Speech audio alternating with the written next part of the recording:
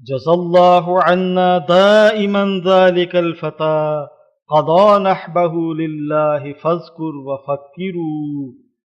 خدا ہم سے اس جوان کو بدلہ دے، وہ اپنی جان خدا کی راہ میں دے چکا، بس سوچ اور فکر کر۔ عباد یکونوا کمبصرات وجودهم اذا ما اتوا فالغیث یأتی ویمطر۔ یہ وہ بندے ہیں کہ مانسون ہوا کی طرح ان کا وجود ہوتا ہے، جب آتے ہیں پس ساتھ ہی بارش رحمت کی آتی ہے۔ اتعلم عبدالا سواهم فانهم رموا بالحجارة فاستقاموا واجمروا۔ کیا تو ان کے سوا کوئی اور لوگ ابدال جانتا ہے؟ کیونکہ وہ لوگ ہیں جن پر پتھر چلائے گئے، بس انہوں نے استقامت اختیار کی اور ان کی جمعیت باطنی بحال رہی۔ تجلی علیہم ربهم رب ما بدا ففروا الى النور القدیم وابدروا۔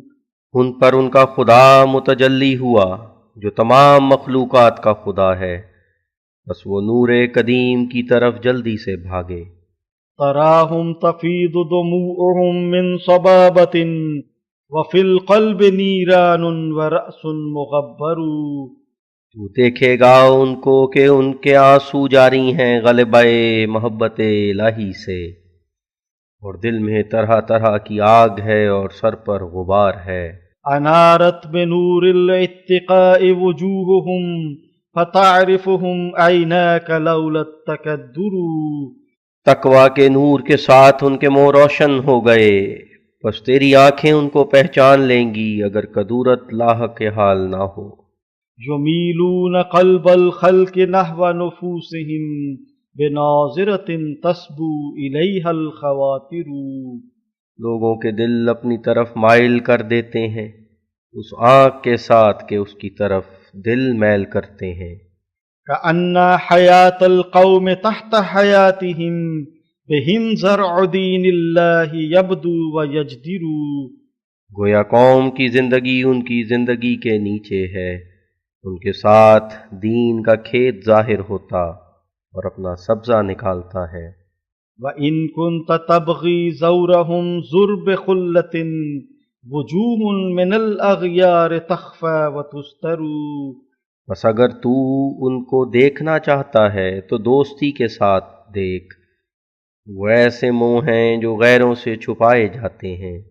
كَذَلِكَ طَلَعَتْ شَمْسُنَا فِي سِتَارَةٍ فَقُلْتُ امْكُثِي حَتَّى أُنِيرَ وَأَبْهَرُ۔ اسی طرح ہمارا سورج پردے میں چڑھا، بس میں نے سورج کو کہا کہ ٹھہر جا جب تک میں روشن ہو جاؤں اور دوسری روشنیوں پر غالب ہو جاؤں۔ وَلَسْنَا بِمَسْطُورٍ عَلَى عَيْنِ طَالِبٍ يَرَانَا الَّذِي يَأْتِي وَيَرْنُو وَيَنْظُرُ۔ اور ہم ڈھونڈنے والے کی آنکھ سے پوشیدہ نہیں ہیں، ہمیں وہ شخص دیکھ لے گا جو آئے گا اور نظر کرنے میں طریق مداومت اختیار کرے گا۔ وَلَا جَبْرَ إِن تَكْفُرْ وَإِن كُنْتَ مُؤْمِنًا فَحَسْبُكَ مَا قَالَ الْكِتَابُ الْمُطَهَّرُ۔ اور اگر تو انکار کرے تو تیرے پر کوئی جبر نہیں، اور اگر تو ایمان لاوے تو ایمان کے لیے تجھے کتاب اللہ کافی ہے۔ وَوَاللَّهِ لَا أَنْسَى حُمُومًا لَقِيتُهَا بِتَكْفِيرِ قَوْمِي حِينَ آذَوْا وَكَفَّرُوا۔ اور بخدا میں ان غموں کو نہیں بھولتا جو میں نے دیکھے بباعث تکفیر قوم کے، جبکہ انہوں نے مجھے دکھ دیا اور کافر ٹھہرایا۔ عَلَى صَادِقٍ فَأْسٌ مِّنَ الظُّلْمِ وَالْأَذَى فَكَيْفَ كَذُوبٌ مِّن يَدِ اللَّهِ يَسْتُرُ۔ صادق پر ظلم اور ایذا کا تبر چل رہا ہے، بس کیوں کر جھوٹا خدا کے ہاتھ سے چھپ جائے گا۔ عَلَى مَوْتِ عِيسَىٰ صَارَ قَوْمِي كَحَيَّةٍ وَكَم مِّن سُمُومٍ أَخْرَجُوهَا وَأَزْهَرُوا۔ عیسیٰ کی موت پر میری قوم سانپ کی طرح ہو گئی اور بہت سی زہریں نکالیں اور ظاہر کیں۔ توفي عيسى ثم بعد وفاته عر الموت عقل جماعة ما تفکروا. عیسیٰ مر گیا اور بعد اس کے اس جماعت کی عقل پر موت آ گئی جنہوں نے فکر نہیں کیا. ولو ان انسانا يطير الى السماء لكان رسول الله اولى واجدر. اور اگر کوئی انسان آسمان کی طرف پرواز کر سکتا ہے تو اس بات کے لیے ہمارے رسول اللہ صلی اللہ علیہ وسلم زیادہ لائق تھے. اتترك قول الله قولا مصرحا وان كتاب الله اهدى وانور. کیا خدا کے قول کو تو ترک کرتا ہے اور خدا کا کلام بہت ہدایت دینے والا اور بہت روشن ہے. فدع ذکر اخبار تخالف قوله واي حدیث بعده يستأثر. بس ان اخبار کا ذکر چھوڑ دے جو اس کے قول کے مخالف ہیں، اور کون سی حدیث خدا کا کلام چھوڑ کر اختیار کرنے کے لائق ہے. وضع عنك كبرا مهلكا واتق الردى وإن تقات المرء تنجي وتثمر. تکبر ہلاک کرنے والے کو چھوڑ دے، بتحقیق انسان کی تقوی نجات دیتی اور پھل لاتی ہے. حاشیہ متن مطابق ایڈیشن اول ہے وَاتَّقِ الرَّدَىٰ کا ترجمہ یعنی ہلاکت سے بچ کاتب کے لکھنے سے رہ گیا ہے. ناشر اتصبح كالخفاش اعمى وما ترى واما لدى الليل البهيم فتبصر. کیا تو صبح کو الو کی طرح اندھا ہو جاتا ہے اور اندھیری رات میں دیکھنے لگتا ہے. اذا ما وجدت الحق بعد ضلالة فما البر الا ترك ما كنت تؤثر.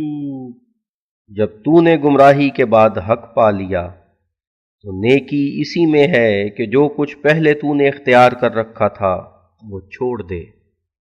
ولا تبغ حرازات النفوس وهتكهم وهل انت الا دودة يا مزور.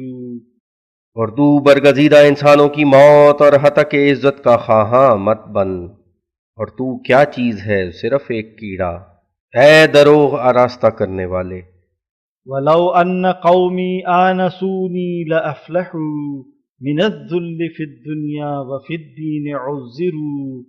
اور اگر میری قوم مجھے دیکھ لیتی تو نجات پا لیتی، دنیا کی ذلت سے اور آخرت میں عزت دی جاتی.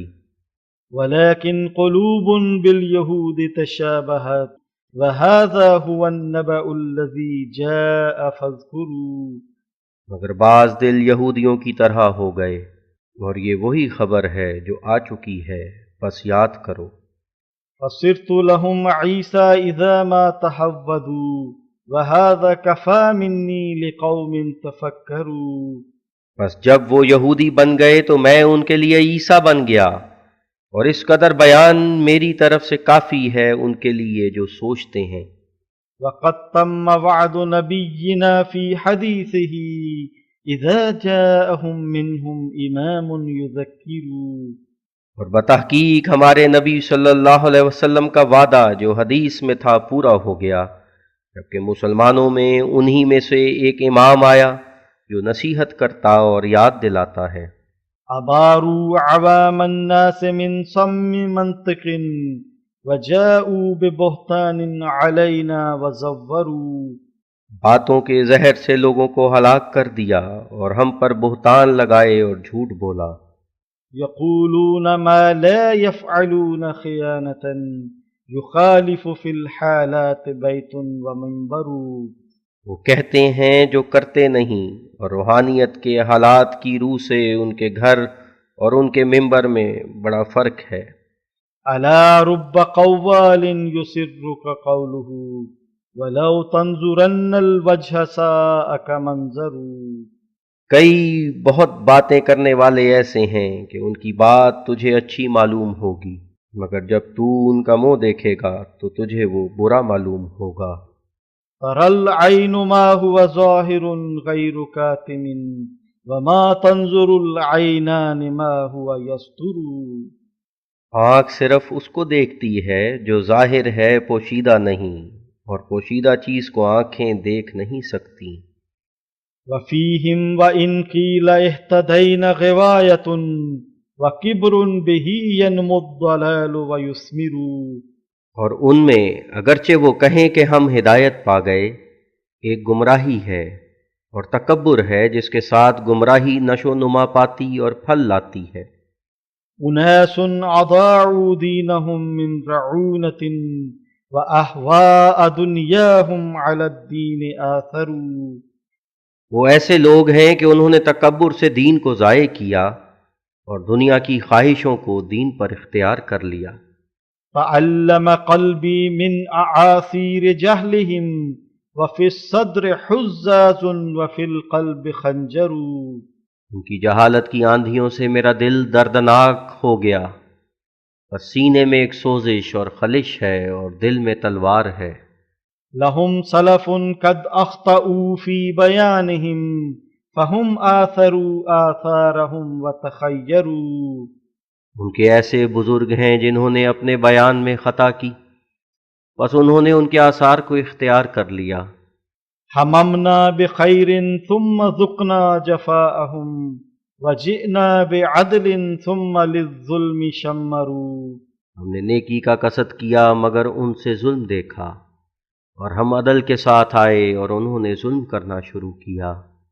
وجدنا العفاعی المبیدۃ دونہم ولا مثلہم شر العقارب تعبر۔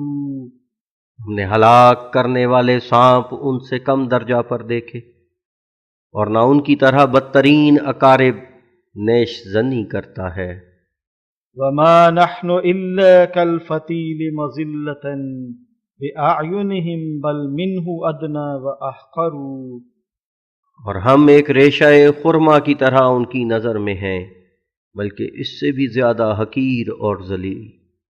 فنشکو الی اللہ القدیر تضرعا ومن مثلہ عند المصائب ینصر۔ بس ہم خدائے قادر کی طرف تضرع کے ساتھ شکوہ لے جاتے ہیں، اور اس کی طرح کون مصیبتوں کے وقت مدد کرتا ہے۔ رما کل من عاد الی سہامہ فاصبحت امشی کالوحید واکفر۔ ہر ایک دشمن نے میری طرف اپنے تیر چلائے، بس میں اکیلا رہ گیا اور کافر قرار دیا گیا۔ حسین دفاہ القوم فی دشت کربلا وکلمنی ظلما حسین آخر۔ ایک حسین وہ تھا جس کو دشمنوں نے کربلا میں قتل کیا، اور ایک وہ حسین ہے جس نے مجھ کو محض ظلم سے مجروح کیا۔ ایا راشقی قد کنت تمدح منطقی وتثنی علی بألفۃ وتوقر۔ اے میرے پر تیر چلانے والے، ایک زمانہ وہ تھا جو تو میری باتوں کی تعریف کرتا تھا اور محبت کے ساتھ میری تعریف کرتا تھا اور میری عزت کرتا تھا۔ وَلِلَّهِ دَرُّكَ حِينَ قَرَّزْتَ مُخْلِصًا کتابی وصرت لكل ضال مغفر۔ اور تو نے کیا خوب میری کتاب براہین احمدیہ کا اخلاص سے ریویو لکھا تھا، اور ہر ایک گمراہ کے لیے رہنما ہو گیا تھا۔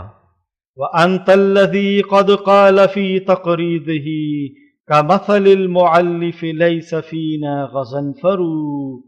اور تو وہی ہے جس نے اپنے ریویو میں لکھا تھا کہ اس مؤلف کی طرح ہم میں کوئی بھی دین کی راہ میں شیر نہیں۔ عرفت مقامی ثم انکرت مدبرا فما الجہل بعد العلم ان كنت تشعر۔ تو نے میرے مقام کو شناخت کیا پھر منکر ہو گیا، پس یہ کیسا جہل ہے جو علم کے بعد دیدہ و دانستہ وقوع میں آیا۔ کمثلک مع علم بحالی وفطنة عجبت له یبغی الہدى ثم یأتر۔ تیرے جیسا آدمی میرے حال سے واقف اور دانا، تعجب ہے کہ وہ ہدایت پر آ کر پھر راہ راست چھوڑ دے۔ حاشیہ: مولوی ابو سعید محمد حسین صاحب نے اپنے رسالہ اشاعت السنہ میں جہاں اس بات کا میری نسبت اقرار کیا ہے کہ میں اس زمانے میں دین کی حمایت میں منفرد ہوں اور دین اسلام کی راہ میں فدا ہوں اور خدا کی راہ میں ایک بے بدل شجاع ہوں، ساتھ ہی اپنی نسبت یہ بھی اقرار کر دیا ہے کہ مجھ سے زیادہ اس شخص کے اندرونی حالات کا کوئی بھی واقف نہیں۔ حاشیہ ختم۔ قطعت ودادا قد غرسناه في الصبا وليس فؤادي في الوداد يقصر۔ تو نے اس دوستی کو کاٹ دیا جس کا درخت ہم نے ایام کودکی میں لگایا تھا، مگر میرے دل نے دوستی میں کوئی کوتاہی نہیں کی۔ على غير شيء قلت ما قلت عجلة ووالله إني صادق لا أزور۔ کسی بات پر تو نے نہیں کہا جو کچھ کہا جلدی سے، اور بخدا میں سچا ہوں، میں نے جھوٹ نہیں بولا۔ صفحہ 336۔ مولوی سید محمد عبد الواحد صاحب کے بعد شبہات کا ازالہ۔ حاشیہ۔ یہ مولوی صاحب مقام برہمن بڑیا، ضلع ٹپرا، ملک بنگالہ میں مدرس اسکول و قاضی ہیں۔ حاشیہ ختم۔ قولہ، آیت کریمہ ما قتلوہ وما صلبوہ میں یہ شبہ باقی ہے کہ ما صلبوہ کہ اگر یہ مانے ہیں کہ صلیب کے ذریعے سے یہود نے حضرت عیسیٰ علیہ السلام کو ہلاک نہیں کیا تھا، تو اس تقدیر میں ما قتلوہ کا لفظ جو اس پر مقدم ہے محض بیکار ہو جاتا ہے، اور اگر یہ کہا جاوے کہ ما قتلوہ کے لفظ کو اس لیے بڑھایا گیا ہے تاکہ دلالت کرے اس بات پر کہ بنیت قتل ٹانگیں ان کی نہیں توڑی گئی تھیں، تو برتقدید تسلیم اس بات کے بھی لفظ ما قتلوہ کا بعد لفظ ما صلبوہ کے واقع ہونا چاہیے تھا، کیونکہ ٹانگیں بعد صلیب سے اتارے جانے کے توڑی جاتی ہیں، پس وجہ تقدیم ما قتلوہ کی اوپر ما صلبوہ کے کیا ہے؟ ارشاد فرماویں۔ اقولو، یاد رہے کہ قرآن شریف کی یہ آیتیں ہیں جن میں مذکورہ بالا ذکر ہے۔ وَقَوْلِهِمْ إِنَّا قَتَلْنَا الْمَسِيحَ عِيسَى ابْنَ مَرْيَمَ رَسُولَ اللَّهِ وَمَا قَتَلُوهُ وَمَا صَلَبُوهُ وَلَٰكِنْ شُبِّهَ لَهُمْ وَإِنَّ الَّذِينَ اخْتَلَفُوا فِيهِ لَفِي شَكٍّ مِّنْهُ مَا لَهُمْ بِهِ مِنْ عِلْمٍ إِلَّا اتِّبَاعَ الظَّنِّ وَمَا قَتَلُوهُ يَقِينًا بل رفعہ اللہ الیہ وکان اللہ عزیزا حکیما۔ الجز نمبر 6، سورۃ النساء، آیت 158-159۔ ترجمہ۔ اور ان کا یعنی یہود کا یہ کہنا کہ ہم نے مسیح عیسیٰ ابن مریم رسول اللہ کو قتل کر دیا ہے، حالانکہ نہ انہوں نے اس کو قتل کیا اور نہ صلیب دیا، بلکہ یہ امر ان پر مشتبہ ہو گیا، اور جو لوگ عیسیٰ کے بارے میں اختلاف رکھتے ہیں یعنی عیسائی کہتے ہیں کہ عیسیٰ زندہ آسمان پر اٹھایا گیا، اور یہودی کہتے ہیں کہ ہم نے اس کو ہلاک کر دیا، یہ دونوں گروہ محض شک میں پڑے ہوئے ہیں، حقیقت حال کی ان کو کچھ بھی خبر نہیں اور صحیح علم ان کو حاصل نہیں، محض اٹکلوں کی پیروی کرتے ہیں، یعنی نہ عیسیٰ آسمان پر گیا جیسا کہ عیسائیوں کا خیال ہے، اور نہ یہودیوں کے ہاتھ سے ہلاک کیا گیا جیسا کہ یہودیوں کا گمان ہے، بلکہ صحیح بات ایک تیسری بات ہے کہ وہ مخلصی پا کر ایک دوسرے ملک میں چلا گیا، اور خود یہودی یقین نہیں رکھتے کہ انہوں نے اس کو قتل کر دیا، بلکہ خدا نے اس کو اپنی طرف اٹھا لیا، اور خدا غالب اور حکمتوں والا ہے۔ حاشیہ۔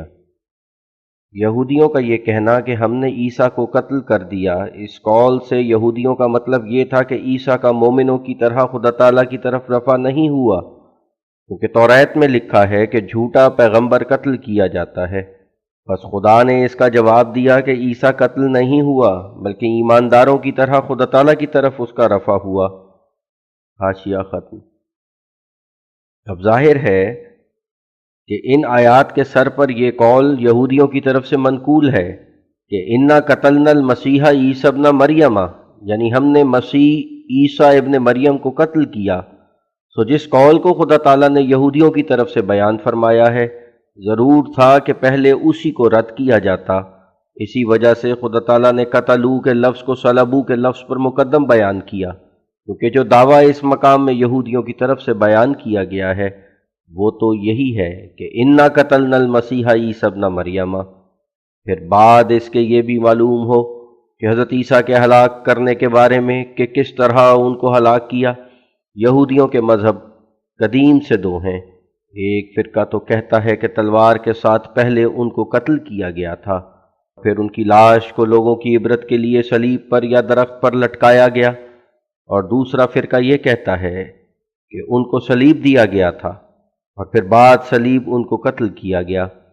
اور یہ دونوں فرقے حضرت صلی اللہ علیہ وسلم کے وقت میں موجود تھے اور اب بھی موجود ہیں۔ چونکہ ہلاک کرنے کے وسائل میں یہودیوں کو اختلاف تھا، بعض ان کی ہلاکت کا ذریعہ اول قتل قرار دے کر پھر صلیب کے قائل تھے، اور بعض صلیب کو قتل پر مقدم سمجھتے تھے۔ اس لیے خدا تعالیٰ نے چاہا کہ دونوں فرقوں کا رد کر دے، مگر چونکہ جس فرقے کی تحریک سے یہ آیات نازل ہوئی ہیں وہ وہی ہے جو قبل از صلیب قتل کا عقیدہ رکھتے تھے، اس لیے قتل کے گمان کا ازالہ پہلے کر دیا گیا اور صلیب کے خیال کا ازالہ بعد میں۔ افسوس کہ یہ شبہات دلوں میں اسی وجہ سے پیدا ہوتے ہیں کہ عموماً اکثر مسلمانوں کو نہ یہودیوں کے فرقوں اور ان کے عقیدے سے پوری واقفیت ہے اور نہ عیسائیوں کے عقیدوں کی پوری اطلاع ہے، لہذا میں مناسب دیکھتا ہوں کہ اس جگہ میں یہودیوں کی ایک پرانی کتاب میں سے جو قریباً 1900 برس کی تالیف ہے اور اس جگہ ہمارے پاس موجود ہے، ان کے اس عقیدے کی نسبت جو حضرت مسیح کے قتل کرنے کے بارے میں ایک فرقہ ان کا رکھتا ہے بیان کر دوں۔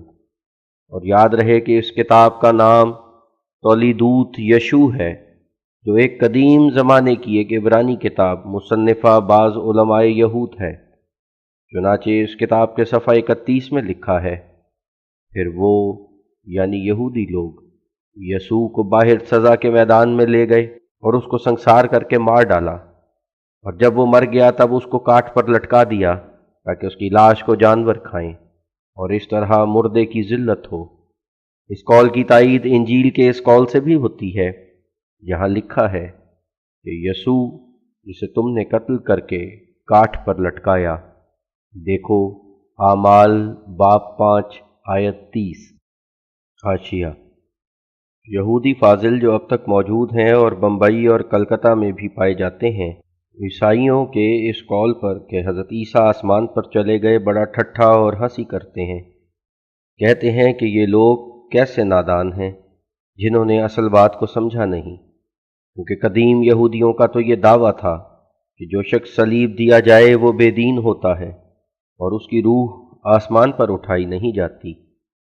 اس دعویٰ کے رد کرنے کے لیے عیسائیوں نے یہ بات بنائی کہ گویا حضرت عیسیٰ جسم آسمان پر چلے گئے ہیں، تا وہ داغ جو مصلوب ہونے سے حضرت عیسیٰ پر لگتا تھا وہ دور کر دیں۔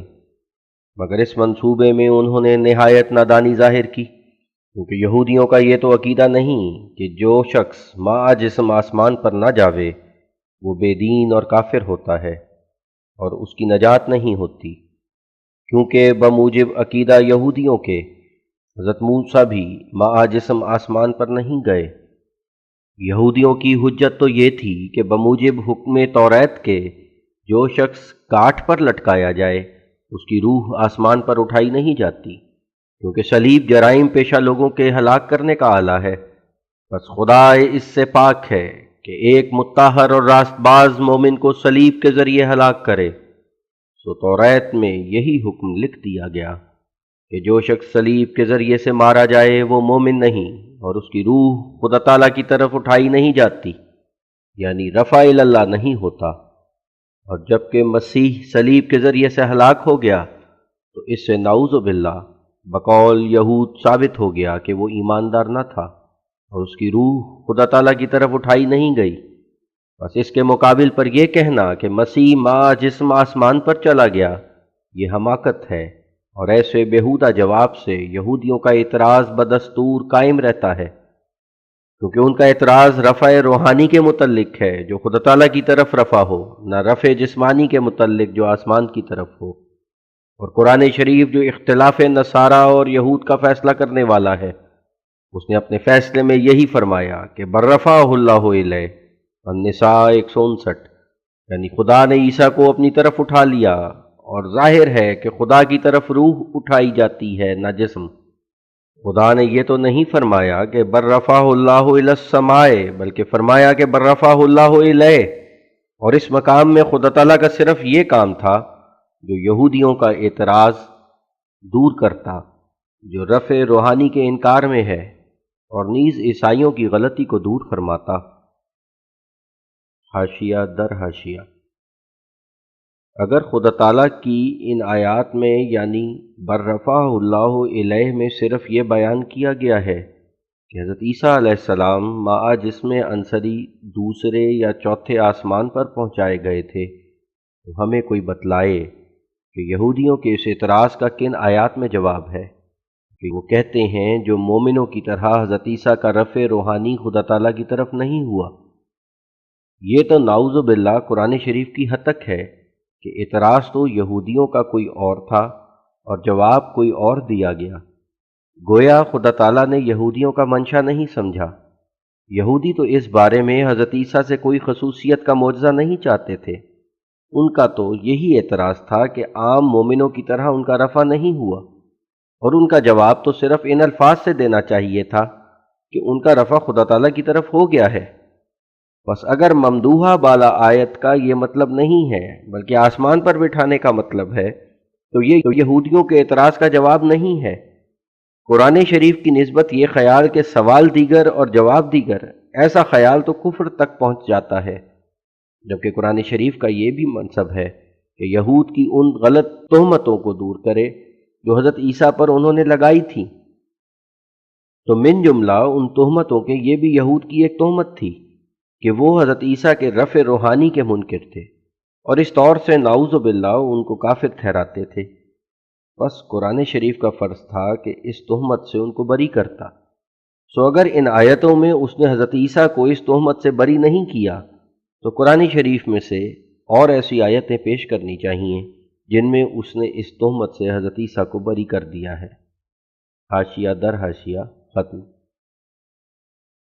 بس خدا تعالیٰ نے ایک ایسا جامع لفظ فرمایا جس سے دونوں فریق کی غلطی کو ثابت کر دیا، کیونکہ خدا تعالیٰ کا یہ قول کہ بررفعہ اللہ الیہ صرف یہی ثابت نہیں کرتا کہ مسیح کا رفع روحانی خدا تعالیٰ کی طرف ہو گیا اور وہ مومن ہے، بلکہ یہ بھی ثابت کرتا ہے کہ آسمان کی طرف اس کا رفع نہیں ہوا، کیونکہ خدا تعالیٰ جو تجسم اور جہاد اور احتیاج مکان سے پاک ہے، اس کی طرف رفع ہونا صاف بتلا رہا ہے کہ وہ جسمانی رفع نہیں، بلکہ جس طرح اور تمام مومنوں کی روحیں اس کی طرف جاتی ہیں، اسی طرح حضرت عیسیٰ علیہ السلام کی روح بھی اس کی طرف گئی۔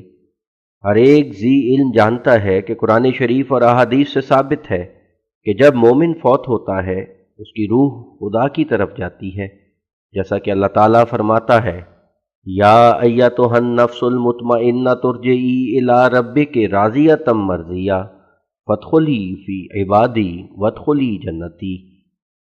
الفجر آیت 28 تا 31، یعنی اے روح اطمینان یافتہ اپنے رب کی طرف واپس چلی آ، وہ تجھ سے راضی اور تو اس سے راضی، اور میرے بندوں میں داخل ہو جا اور میرے بہشت میں داخل ہو جا۔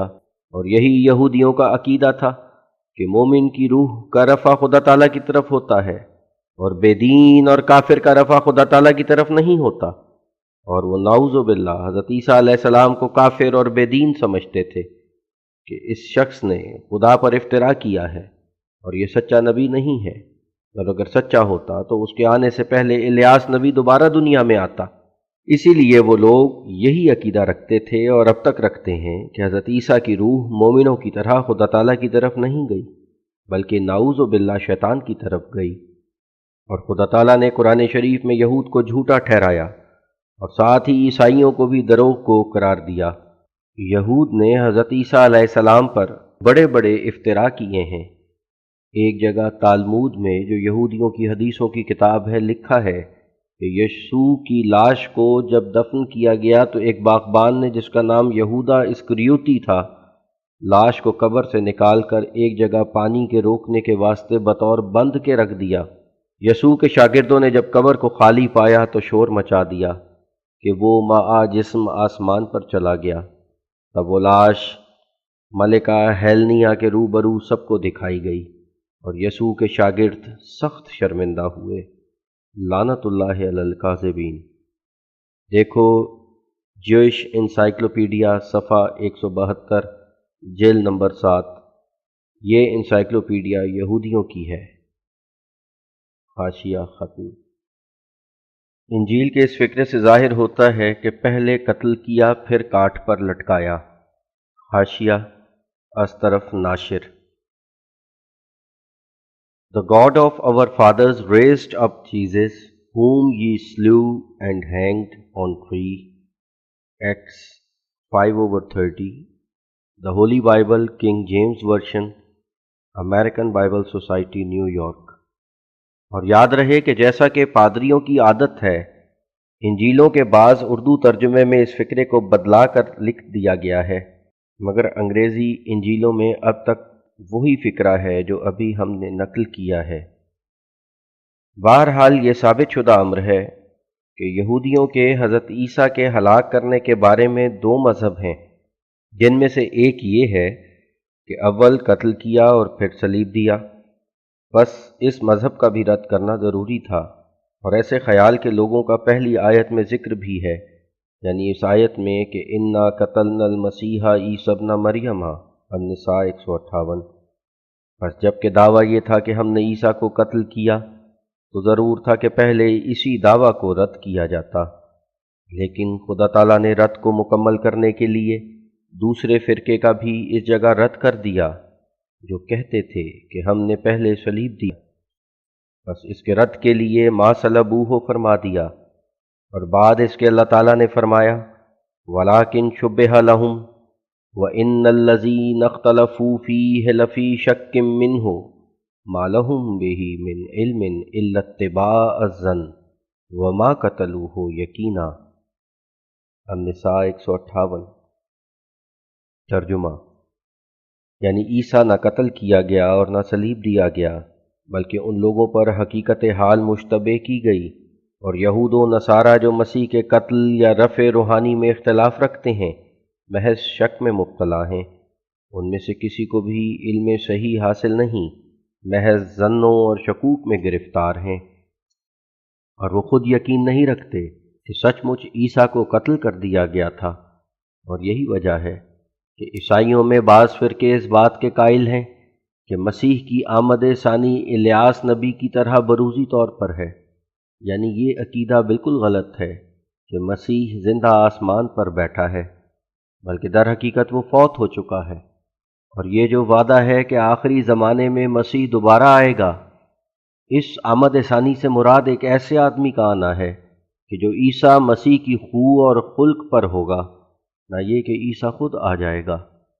چنانچہ کتاب نیو لائف آف جیزس، جلد اول صفحہ 410، مصنفہ ڈی ایس اسٹراس میں اس کے متعلق ایک عبارت ہے جس کو میں اپنی کتاب تحفہ گولرویہ کے صفحہ 127 میں درج کر چکا ہوں، اور اس جگہ اس کے ترجمے پر کفایت کی جاتی ہے، اور وہ یہ ہے: اگرچہ صلیب کے وقت ہاتھ اور پاؤں دونوں پر میخیں ماری جائیں، پھر بھی بہت تھوڑا خون انسان کے بدن سے نکلتا ہے۔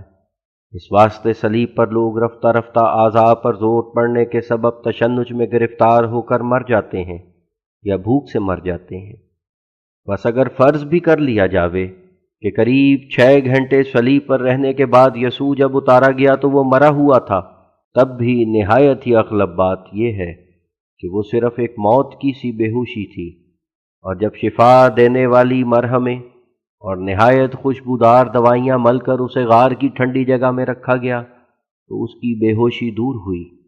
اس دعویٰ کی دلیل میں عموماً یوسفس کا واقعہ پیش کیا جاتا ہے، جہاں یوسفس نے لکھا ہے کہ میں ایک دفعہ ایک فوجی کام سے واپس آ رہا تھا، تو راستے میں نے دیکھا کہ کئی ایک یہودی قیدی صلیب پر لٹکے ہوئے ہیں۔ ان میں سے میں نے پہچانا کہ 3 میرے واقف تھے۔ بس ٹیٹس حاکم وقت سے ان کے اتار لینے کی اجازت حاصل کی اور ان کو فوراً اتار کر ان کی خبر گیری کی تو ایک بالآخر تندرست ہو گیا، باقی 2 مر گئے۔ حوالہ ختم۔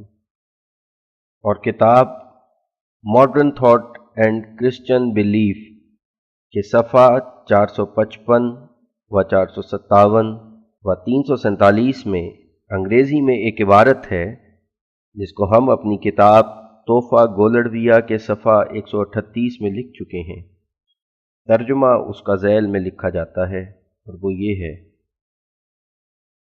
شلیر میخر اور نیز قدیم محققین کا یہ مذہب تھا کہ یسوع صلیب پر نہیں مرا بلکہ ایک ظاہراً موت کی سی حالت ہو گئی تھی، اور قبر سے نکلنے کے بعد کچھ مدت تک اپنے حواریوں کے ساتھ پھرتا رہا، اور پھر دوسری یعنی اصلی موت کے واسطے کسی علیحدگی کے مقام کی طرف روانہ ہو گیا۔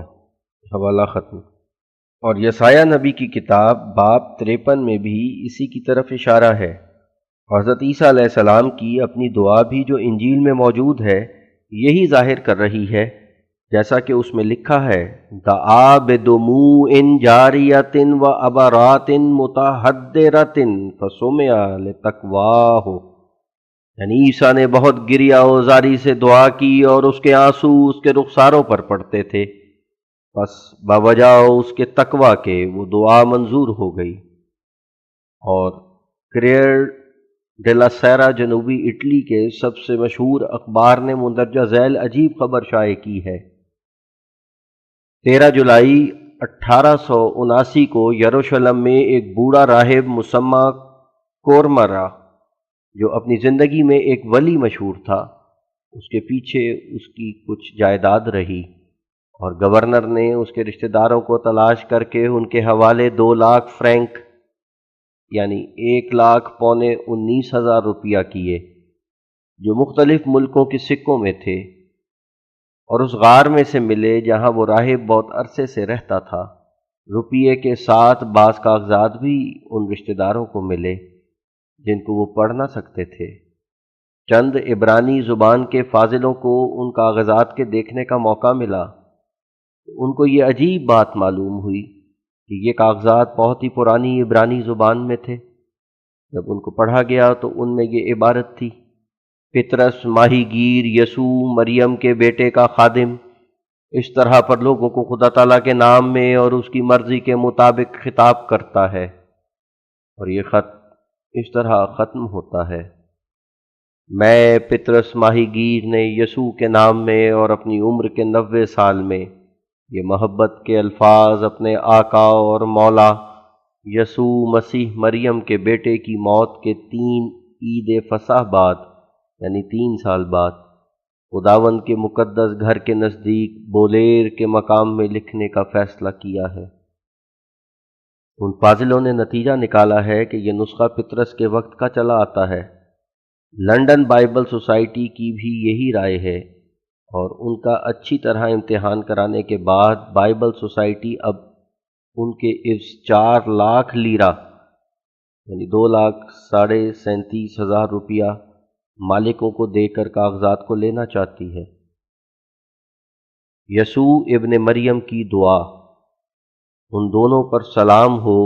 اس نے کہا: اے میرے خدا، میں اس قابل نہیں کہ اس چیز پر غالب آ سکوں جس کو میں برا سمجھتا ہوں، نہ میں نے اس نیکی کو حاصل کیا ہے جس کی مجھے خواہش تھی، اگر دوسرے لوگ اپنے اجر کو اپنے ہاتھ میں رکھتے ہیں اور میں نہیں، لیکن میری بڑائی میرے کام میں ہے، مجھ سے زیادہ بری حالت میں کوئی شخص نہیں ہے۔ اے خدا جو سب سے بلند تر ہے، میرے گناہ معاف کر۔ اے خدا، ایسا نہ کر کہ میں اپنے دشمنوں کے لیے الزام کا سبب ہوں، نہ مجھے اپنے دوستوں کی نظر میں حقیر ٹھہرا، اور ایسا نہ ہو کہ میرا تقوی مجھے مصائب میں ڈالے۔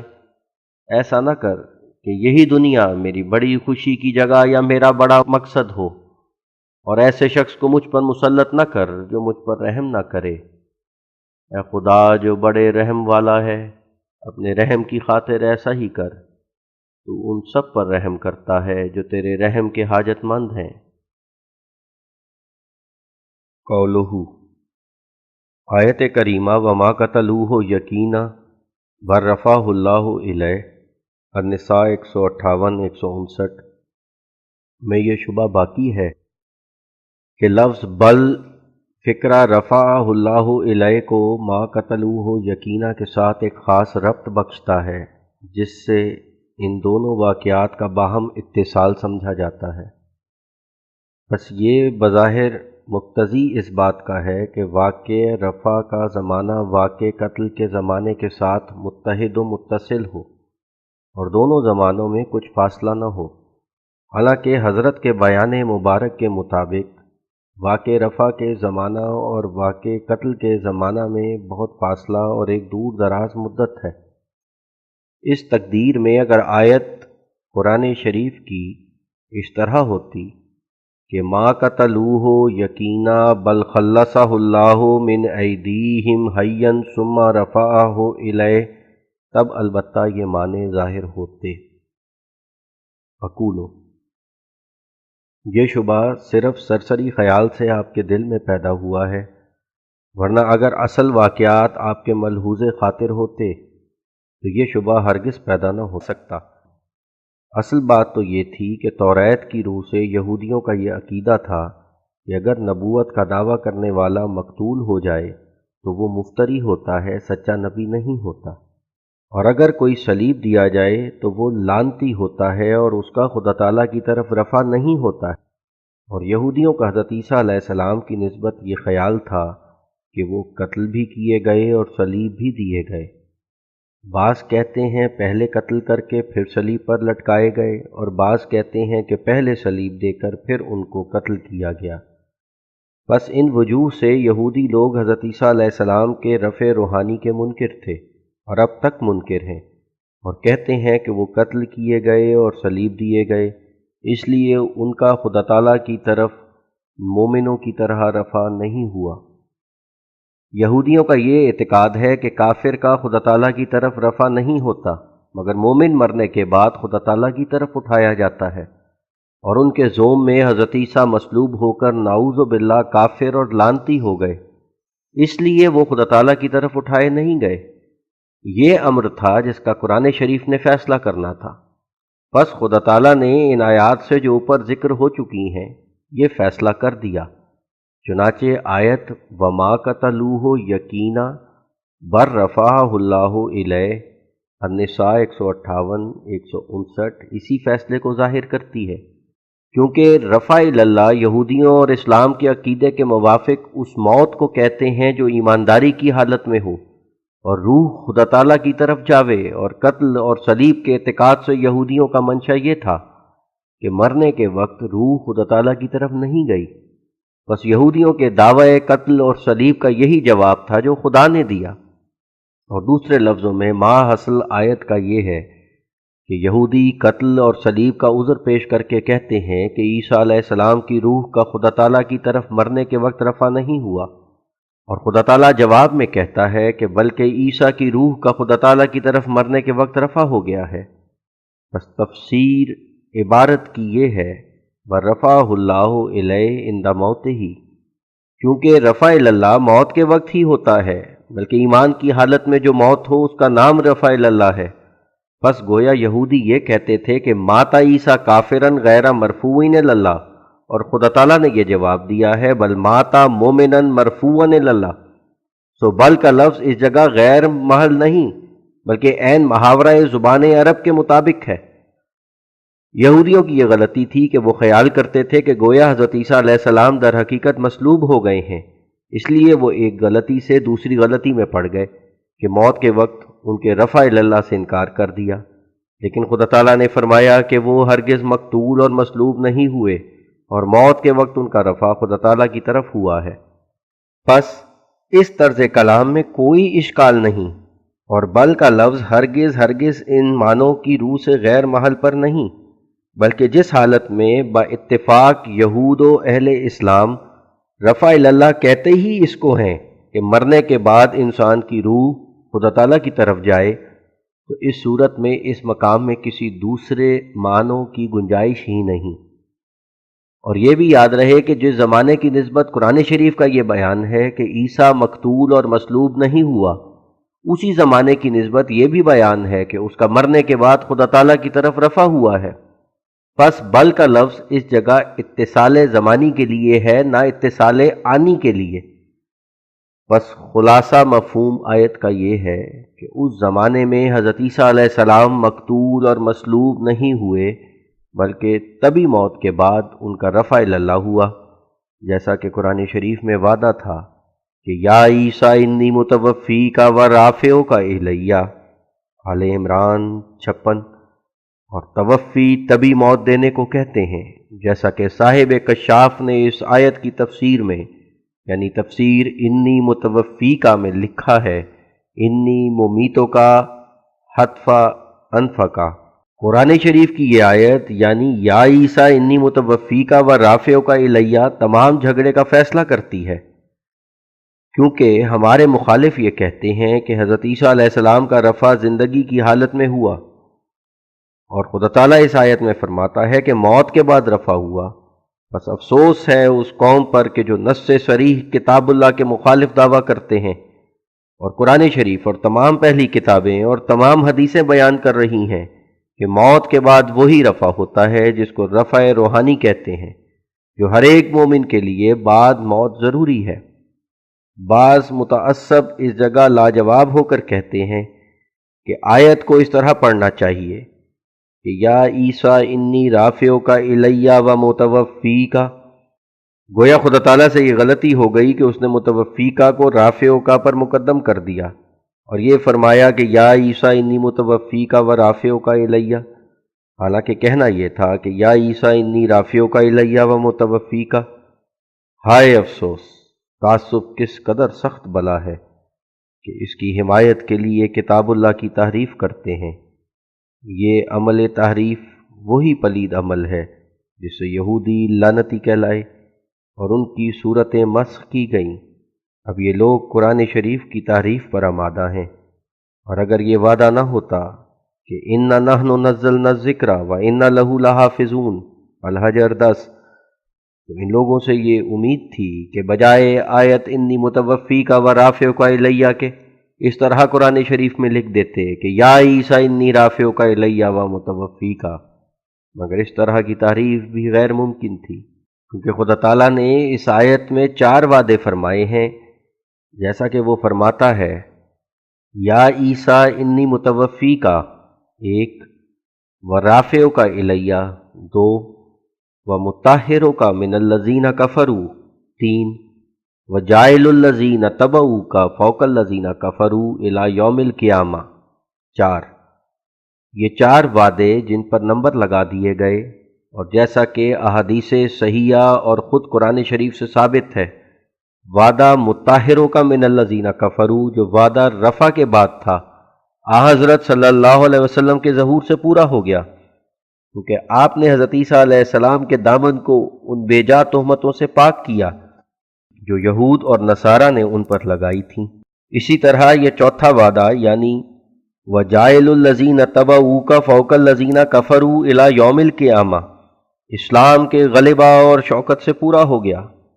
بس اگر متوفیکہ کے لفظ کو متاخر کیا جائے اور لفظ رافعک الیہ مقدم کیا جائے جیسا کہ ہمارے مخالف چاہتے ہیں، تو اس صورت میں فقرہ رافعک الیہ فقرہ مطہرک سے پہلے نہیں آ سکتا، کیونکہ فقرہ مطہرک کا وعدہ پورا ہو چکا ہے، اور بموجب قول ہمارے مخالفوں کے متوفیکہ کا وعدہ ابھی پورا نہیں ہوا۔ اور اسی طرح یہ فقرہ متوفیکہ وعدہ وجائل الذین تبعوک فوق الذین کفروا الی یوم القیامہ کے پہلے بھی نہیں آ سکتا، کیونکہ وہ وعدہ بھی پورا ہو چکا ہے اور قیامت کے دن تک اس کا دامن لمبا ہے۔ بس اس صورت میں توفی کا لفظ اگر آیت کے سر پر سے اٹھا دیا جائے تو اس کو کسی دوسرے مقام میں قیامت سے پہلے رکھنے کی کوئی جگہ نہیں۔ تو اس سے تو یہ لازم آتا ہے کہ حضرت عیسیٰ علیہ السلام قیامت کے بعد مریں گے، اور پہلے مرنے سے یہ ترتیب مانے ہے۔ اب دیکھنا چاہیے کہ قرآن شریف کی یہ کرامت ہے کہ ہمارے مخالف یہودیوں کی طرح قرآن شریف کی تعریف پر آمادہ تو ہوئے مگر قادر نہیں ہو سکے، اور کوئی جگہ نظر نہیں آتی جہاں فکرہ رافعہ کو اپنے مقام سے اٹھا کر اس جگہ رکھا جائے۔ ہر ایک جگہ کی خانہ پوری ایسے طور سے ہو چکی ہے کہ دست اندازی کی گنجائش نہیں، اور دراصل یہی ایک آیت یعنی آیت یا عیسیٰ انی متوفیک و رافعک الیہ طالب حق کے لیے کافی ہے، جس سے ثابت ہوتا ہے کہ وہ رفع جس پر ہمارے مخالفوں نے شور مچا رکھا ہے وہ موت کے بعد ہے نہ موت سے پہلے، کیونکہ خدا کی گواہی سے یہ بات ثابت ہے، اور خدا کی گواہی کو قبول نہ کرنا ایماندار کا کام نہیں۔ اور جبکہ بموجب نص قرآن رفع موت کے بعد ہے تو اس سے ظاہر ہے کہ یہ وہی رفع ہے جس کا ہر ایک ایماندار کے لیے مرنے کے بعد خدا تعالیٰ کا وعدہ ہے۔ عجیب بات ہے کہ خدا تعالیٰ نے تو فکرہ رافعک الیہ کو فکرہ متوفیک کے بعد بیان فرمایا ہے، اور یہ لوگ فکرہ رافعک کو مقدم کرتے ہیں اور فکرہ متوفیک کو بعد میں لاتے ہیں تا کسی طرح حضرت عیسیٰ زندہ آسمان پر بٹھائے جائیں۔ پس اس صورت میں یہودی لوگ تحریف کرنے میں کیا خصوصیت رکھتے ہیں؟ ما سوائے اس کے اگر اسی طرح یہودیوں کی طرح ان لوگوں کو اپنے اختیار سے قرآن شریف کو پیش و پس کرنے کا اختیار ہے تو پھر قرآن شریف کی خیر نہیں۔ بھلا کوئی ایسی حدیث تو پیش کریں جس میں ان کو یہ اجازت دی گئی ہو کہ فکرہ رافعک الیہ پہلے پڑھ لیا کرو اور فکرہ متوفیک بعد میں، اور اگر قرآن اور حدیث سے ایسی اجازت ثابت نہیں ہوتی تو پھر اس لعنت سے کیوں نہیں ڈرتے جو پہلے ان سے یہودیوں کے حصے میں آ چکی ہے۔ قولہ، آپ کے بیان کے مطابق حضرت عیسیٰ صلیب سے نجات پا کر کشمیر کی طرف چلے گئے تھے۔ بس اول تو اس زمانے میں کشمیر تک پہنچنا کچھ آسان امر نہ تھا، خصوصاً خفیہ طور پر، اور پھر یہ اعتراض ہے کہ حواری ان کے پاس کیوں جمع نہ ہوئے اور حضرت عیسیٰ زندہ درگور کی طرح مخفی رہے۔ اقولو، جس خدا نے حضرت عیسیٰ علیہ السلام کو کشمیر کی طرف جانے کی ہدایت کی تھی وہی ان کا رہنما ہو گیا تھا۔ بس نبی کے لیے یہ کیا تعجب کی بات ہے کہ کس طرح وہ کشمیر پہنچ گیا، اور اگر ایسا ہی تعجب کرنا ہے تو ایک بے دین اس بات سے بھی تعجب کر سکتا ہے کہ کیوں کر ہمارے نبی صلی اللہ علیہ وسلم ہجرت کے وقت باوجود اس کے کہ کفار عین غار ثور کے سر پر پہنچ گئے تھے پھر ان کی آنکھوں سے پوشیدہ رہے۔ بس ایسے اعتراضات کا یہی جواب ہے کہ خدا کا خاص فضل جو خارق عادت طور پر نبیوں کے شامل حال ہوتا ہے ان کو بچاتا اور ان کی رہنمائی کرتا ہے۔ رہی یہ بات کہ اگر حضرت عیسیٰ علیہ السلام کشمیر میں گئے تھے تو حواری ان کے پاس کیوں نہ پہنچے؟ اس کا یہ جواب ہے کہ عدم علم سے عدم شے لازم نہیں آتا۔ آپ کو کس طرح معلوم ہوا کہ نہیں پہنچے؟ ہاں، چونکہ وہ سفر پوشیدہ طور پر تھا۔ حاشیہ، انبیاء علیہ السلام کی نسبت یہ بھی ایک سنت اللہ ہے کہ وہ اپنے ملک سے ہجرت کرتے ہیں، جیسا کہ یہ ذکر صحیح بخاری میں بھی موجود ہے۔ چنانچہ حضرت موسیٰ علیہ السلام نے بھی مصر سے کنعان کی طرف ہجرت کی تھی، اور ہمارے نبی صلی اللہ علیہ وسلم نے بھی مکہ سے مدینہ کی طرف ہجرت کی تھی۔ پس ضرور تھا کہ حضرت عیسیٰ بھی اس سنت کو ادا کرتے، تو انہوں نے واقعہ صلیب کے بعد کشمیر کی طرف ہجرت کی۔ انجیل میں بھی اس ہجرت کی طرف اشارہ ہے کہ نبی بے عزت نہیں مگر اپنے وطن میں۔ اس جگہ نبی سے مراد انہوں نے اپنے وجود کو لیا ہے۔ پس اس جگہ عیسائیوں کے لیے شرم کی جگہ ہے کہ وہ ان کو نبی نہیں بلکہ خدا قرار دیتے ہیں، حالانکہ نبی وہ ہوتا ہے جو خدا سے الہام پاتا ہے۔ بس خدا اور نبی کا الگ الگ ہونا ضروری ہے۔ حاشیہ ختم۔ ہاں، چونکہ وہ سفر پوشیدہ طور پر تھا، جیسا کہ ہمارے نبی صلی اللہ علیہ وسلم کا سفر ہجرت کے وقت پوشیدہ طور پر تھا، اس لیے وہ سفر ایک بڑے قافلے کے ساتھ مناسب نہیں سمجھا گیا تھا۔ جیسا کہ ظاہر ہے کہ ہمارے نبی صلی اللہ علیہ وسلم نے جب مدینہ کی طرف ہجرت کی تھی تو صرف حضرت ابو بکر رضی اللہ عنہ ساتھ تھے، اور اس وقت بھی 200 کوس کا فاصلہ کر کے مدینے میں جانا سہل امر نہ تھا، اور اگر حضرت صلی اللہ علیہ وسلم چاہتے تو 60-70 آدمی اپنے ساتھ لے جا سکتے تھے، مگر آپ نے صرف ابو بکر رضی اللہ عنہ کو اپنا رفیق بنایا۔ بس انبیاء کے اسرار میں دخل دینا ایک بیجا دخل ہے، اور یہ کس طرح معلوم ہوا کہ بعد میں بھی حواری حضرت عیسیٰ علیہ السلام کے ملنے کے لیے ملک ہند میں نہیں آئے، بلکہ عیسائی اس بات کے خود قائل ہیں کہ بعض حواری ان دنوں میں ملک ہند میں ضرور آئے تھے، اور دھوما حواری کا مدراس میں آنا اور اب تک مدراس میں ہر سال اس کی یادگار میں عیسائیوں کا ایک اجتماع میلے کی طرح ہونا، یہ ایسا امر ہے کہ کسی واقف کار پر پوشیدہ نہیں، بلکہ ہم لوگ جس قبر کو سری نگر کشمیر میں حضرت عیسیٰ کی قبر کہتے ہیں، عیسائیوں کے بڑے بڑے پادری خیال کرتے ہیں کہ وہ کسی حواری کی قبر ہے، حالانکہ صاحب قبر نے اپنی کتاب میں لکھا ہے کہ میں نبی ہوں اور شہزادہ ہوں اور میرے پر انجیل نازل ہوئی تھی، اور کشمیر کی پرانی تاریخی کتابیں جو ہمارے ہاتھ آئیں ان میں لکھا ہے کہ یہ ایک نبی بنی اسرائیل میں سے تھا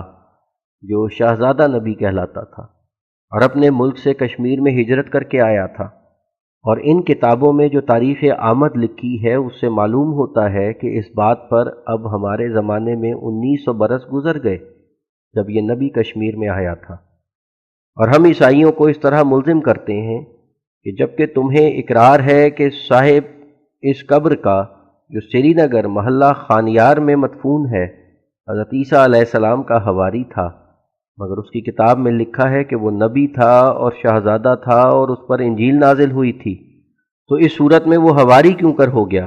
کیا کوئی حواری کہہ سکتا ہے کہ میں شہزادہ ہوں اور نبی ہوں اور میرے پر انجیل نازل ہوئی ہے؟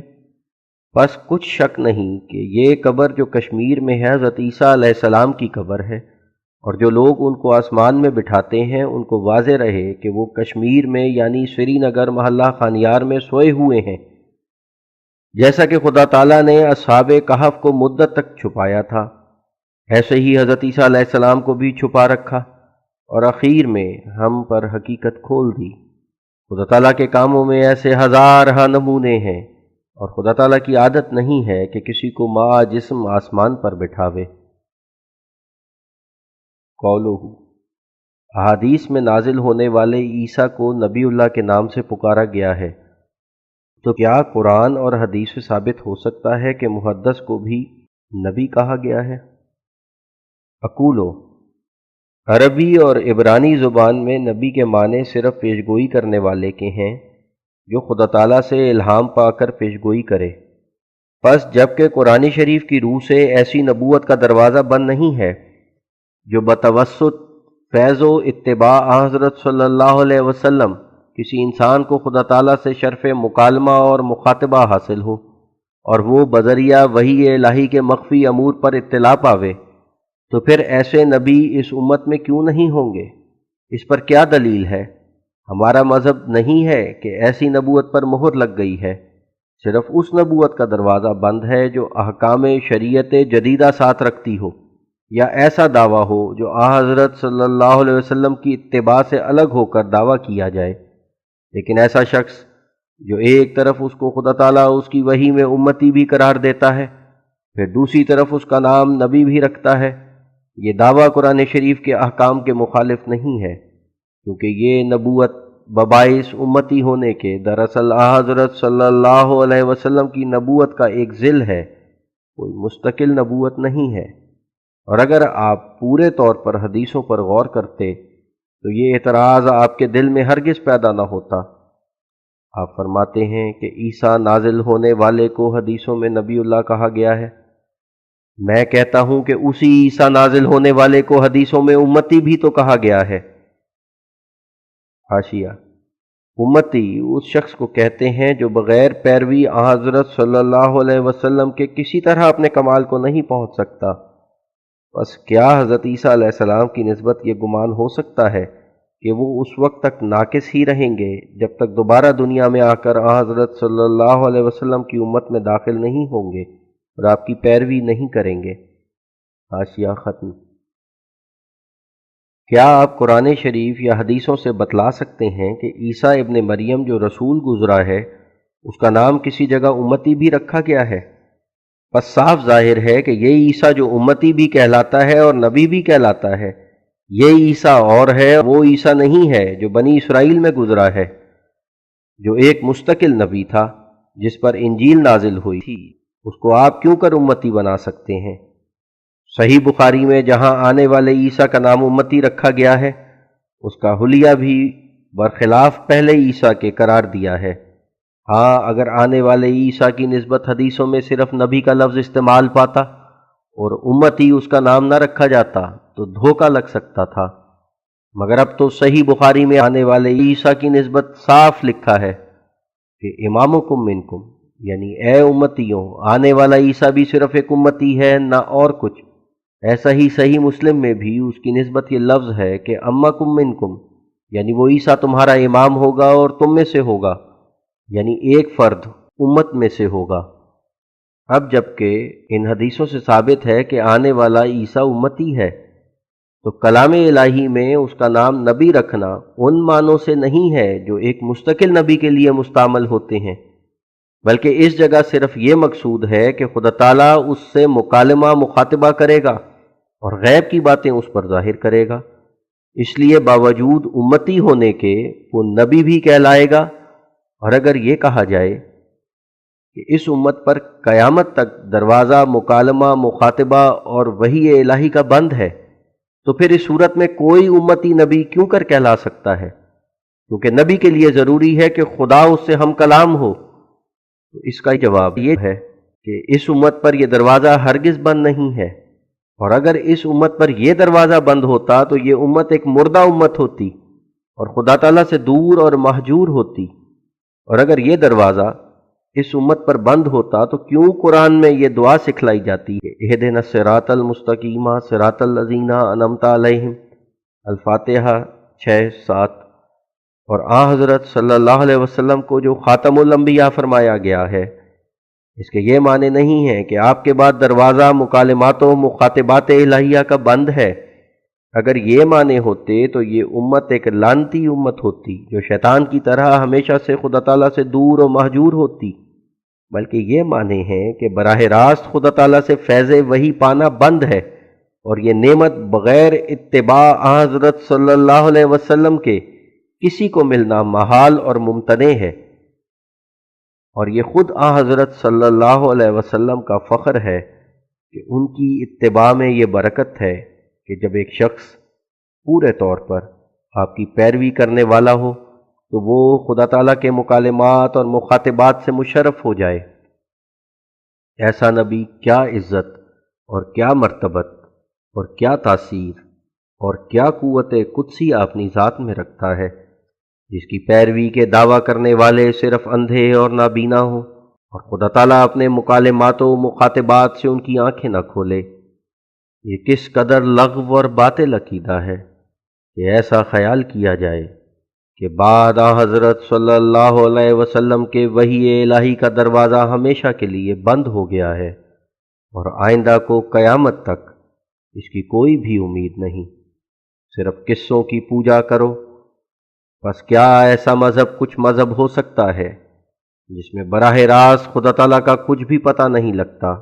جو کچھ ہیں قصے ہیں، اور کوئی اگرچہ اس کی راہ میں اپنی جان بھی فدا کرے، اس کی رضا جوئی میں فنا ہو جائے اور ہر ایک چیز پر اس کو اختیار کر لے، تب بھی وہ اس پر اپنی شناخت کا دروازہ نہیں کھولتا اور مکالمات اور مخاطبات سے اس کو مشرف نہیں کرتا۔ میں خدا تعالیٰ کی قسم کھا کر کہتا ہوں کہ اس زمانے میں مجھ سے زیادہ بیزار ایسے مذہب سے اور کوئی نہ ہوگا۔ میں ایسے مذہب کا نام شیطانی مذہب رکھتا ہوں، نہ کہ رحمانی، اور میں یقین رکھتا ہوں کہ ایسا مذہب جہنم کی طرف لے جاتا ہے اور اندھا رکھتا ہے اور اندھا ہی مارتا اور اندھا ہی قبر میں لے جاتا ہے۔ مگر میں ساتھ ہی خدائے کریم و رحیم کی قسم کھا کر کہتا ہوں کہ اسلام ایسا مذہب نہیں ہے، بلکہ دنیا میں صرف اسلام ہی یہ خوبی اپنے اندر رکھتا ہے کہ وہ بشرط سچی اور کامل اتباع ہمارے سید و مولا حضرت صلی اللہ علیہ وسلم کے مکالمات الہیہ سے مشرف کرتا ہے۔ इसी वजह से तो हदीस में आया है कि उलमाओ उम्मती कम्बियाए बनी इसराइल, यानी मेरी उम्मत के उलमाए रब्बानी बनी इसराइल के नबियों की तरह हैं। इस हदीस में भी उलमाए रब्बानी को एक तरफ उम्मती कहा और दूसरी तरफ नबियों से मुशाबहत दी है। और खुद जाहिर है कि जबकि खुदा ताला कदीम से अपने बंदों के साथ हम कलाम होता आया है, यहाँ तक कि बनी इसराइल में औरतों को भी खुदा ताला के मुकालमा और मुखातिबा का शरफ हासिल हुआ है, जैसे हज़रत मूसा की माँ और मरियम सिद्दीक़ा को। तो फिर ये उम्मत कैसी बदकिस्मत और बेनसीब है कि इसके मर्द बनी इसराइल की औरतों की तरह भी नहीं। क्या गुमान हो सकता है कि ये एक ऐसा ज़माना आ गया है कि ज़माने में खुदा ताला सुनता तो है मगर बोलता नहीं। अगर गरीब बंदों की दुआएं सुनने में उसकी कुछ हतक इज़्ज़त नहीं तो बोलने में क्यों हतक इज़्ज़त है। याद रहे कि खुदा ताला के सिफ़ात कभी मुअत्तल नहीं होते। जैसा कि वो हमेशा सुनता रहेगा ऐसा ही वो हमेशा बोलता भी रहेगा। इस दलील से ज़्यादातर साफ और कौन सी दलील हो सकती है कि खुदा ताला के सुनने की तरह बोलने का सिलसिला भी कभी ख़त्म नहीं होगा। और इससे साबित होता है कि एक गिरोह हमेशा ऐसा रहेगा जिनसे खुदा ताला मुकालिमात व मुखातिबात करता रहेगा। और मैं नहीं समझ सकता कि नबी के नाम पर अक्सर लोग क्यों चिढ़ जाते हैं। इस हालत में ये साबित हो गया है कि आने वाला मसीह इसी उम्मत में से होगा। फिर अगर खुदा ताला ने उसका नाम नबी रख दिया तो हर्ज क्या हुआ। ऐसे लोग ये नहीं देखते कि इसी का नाम उम्मती भी तो रखा गया है और उम्मतियों की तमाम सिफात उसमें रखी गई हैं। बस ये मुरक्कब नाम एक अलग नाम है और कभी हज़रत ईसा इसराइली इस नाम से मौसूम नहीं हुए। और मुझे खुदा ताला ने मेरी वही में बार बार उम्मती करके भी पुकारा है और नबी करके भी पुकारा है। और इन दोनों नामों के सुनने से मेरे दिल में निहायत लज़्ज़त पैदा होती है और मैं शुक्र करता हूँ कि इस मुरक्कब नाम से मुझे इज़्ज़त दी गई। और इस मुरक्कब नाम के रखने में हिकमत ये मालूम होती है कि ता ईसाइयों पर एक सरजनिश का ताज़ियाना लगे कि तुम ईसा बिन मरियम को खुदा बनाते हो, मगर हमारा नबी सल्लल्लाहु अलैहि वसल्लम इस दर्जे का नबी है कि उसकी उम्मत का एक फ़र्द नबी हो सकता है और ईसा कहला सकता है, हालांकि वो उम्मती है। 355 कौलुहु, महदी मऊद की सिफत में जो बाज़ अहादीस में मिन वुल्द फ़ातिमा वाक़े है और बाज़ में मिन इतरती और बाज़ में मिन अहले बैती भी वाक़े है। और ये भी वाक़े है कि युआतिउ इस्मुहु इस्मी व इस्मु अबी है इस्मु अबी। बस इनमें से हर एक की क्या तौजीह है बयान फरमावें। अकूलो, मेरा ये दावा नहीं है कि मैं वो महदी हूँ जो मिस्दाक मिन वुल्द फ़ातिमा व मिन इतरती वगैरह है, बल्कि मेरा दावा तो मसीह माऊद होने का है। और मसीह माऊद के लिए किसी मुहद्दिस का कौल नहीं कि वो बनी फ़ातिमा वगैरह में से होगा। हाँ, साथ इसके जैसा कि तमाम मुहद्दिसीन कहते हैं, मैं भी कहता हूँ कि महदी मऊद के बारे में जिस कदर हदीसें हैं तमाम मजरूह और मखदूश हैं और एक भी उनमें से सही नहीं। और जिस कदर इफ्तिरा इन हदीसों में हुआ है किसी और हदीस में ऐसा इफ्तिरा नहीं हुआ। खुलफाए अब्बासी वगैरह के अहद में खलीफों को इस बात का बहुत शौक़ था कि अपने तईं महदी मऊद करार दें। बस इस वजह से बाज़ हदीसों में महदी को बनी अब्बास में से करार दिया और बाज़ में बनी फ़ातिमा में से। और बाज़ हदीसों में ये भी है कि रजुलुम मिन उम्मती, कि वो एक आदमी मेरी उम्मत में से होगा। मगर दरअसल ये तमाम हदीसें किसी एतबार के लायक नहीं। ये सिर्फ़ मेरा ही कौल नहीं बल्कि बड़े बड़े उलमाए अहले सुन्नत यही कहते चले आए हैं। और इन हदीसों के मुकाबिल पर यह हदीस बहुत सही है जो इब्ने माजा ने लिखी है, और वो ये है कि ला महदी इल्ला ईसा, यानी और कोई महदी नहीं, सिर्फ ईसा ही महदी है जो आने वाला है। कौलुहु, پیشین گوئیاں حضرت صلی اللہ علیہ وسلم کی جس میں علماء نے بھی تعویل کی ہے، اکثر ایسی پائی جاتی ہیں جو بطور رویا کے منکشف ہوئی ہیں۔ اقولو، اس اعتراض کو میں نہیں سمجھ سکا، اس لیے جواب سے مجبوری ہے۔ قولہ، اہل ظاہر تو چشم باطن نہیں رکھتے، اس لیے ان لوگوں کا حضرت مسیح موعود کو نہ پہچاننا کچھ تعجب نہیں، مگر جو لوگ اہل اللہ و اہل باطن ہیں ان لوگوں کو تو حضرت کو بذریعہ الہام وغیرہ پہچاننا ضروری ہے، جیسا کہ قاضی ثناء اللہ پانی پتی مرحوم رسالہ تذکرۃ المیعاد میں امام مہدی موعود کے حال میں لکھتے ہیں کہ ابدال از شام و اصائب از عراق آمدہ باوے بیت کنند۔ اقولو، یہ تمام اقوال اس بنا پر ہیں کہ مہدی موعود بنی فاطمہ سے یا بنی عباس سے آئے گا اور ابدال اور کتب اس کی بیعت کریں گے، مگر میں ابھی لکھ چکا ہوں کہ اکابر محدثین کا یہی مذہب ہے کہ مہدی کی حدیثیں سب مجروح اور مخدوش بلکہ اکثر موضوع ہیں اور ایک ذرہ ان کا اعتبار نہیں۔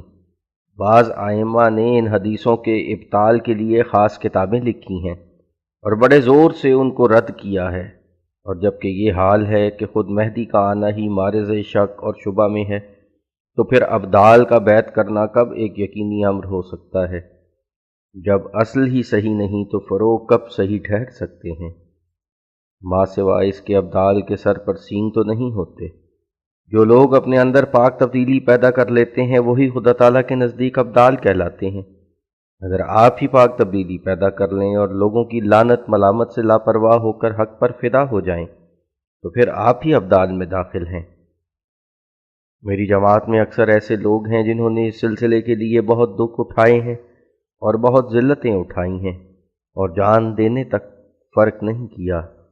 کیا وہ ابدال نہیں ہیں؟ شیخ عبد الرحمن، امیر عبد الرحمن کے سامنے اس سلسلے کے لیے گلا گھونٹ کر مارا گیا اور اس نے ایک بکری کی طرح اپنے تئیں ذبح کرا لیا۔ کیا وہ ابدال میں داخل نہ تھا؟ ایسا ہی مولوی صاحبزادہ عبد اللطیف جو محدث اور فقیہ اور سر عامد علماء کابل تھے، اس سلسلے کے لیے سنگسار کیے گئے اور بار بار سمجھایا گیا کہ اس شخص کی بیعت چھوڑ دو، پہلے سے زیادہ عزت ہوگی، لیکن انہوں نے مرنا قبول کیا اور بیوی اور چھوٹے چھوٹے بچوں کی بھی کچھ پرواہ نہ کی، اور 40 دن تک پتھروں میں ان کی لاش پڑی رہی۔ کیا وہ ابدال میں سے نہ تھے؟ اور ابھی میں خدا تعالیٰ کے فضل سے زندہ ہوں اور اللہ تعالیٰ کے بڑے بڑے وعدے ہیں، معلوم نہیں کس قدر اور کن کن ملکوں سے پاک دل لوگ میری جماعت میں داخل ہوں گے۔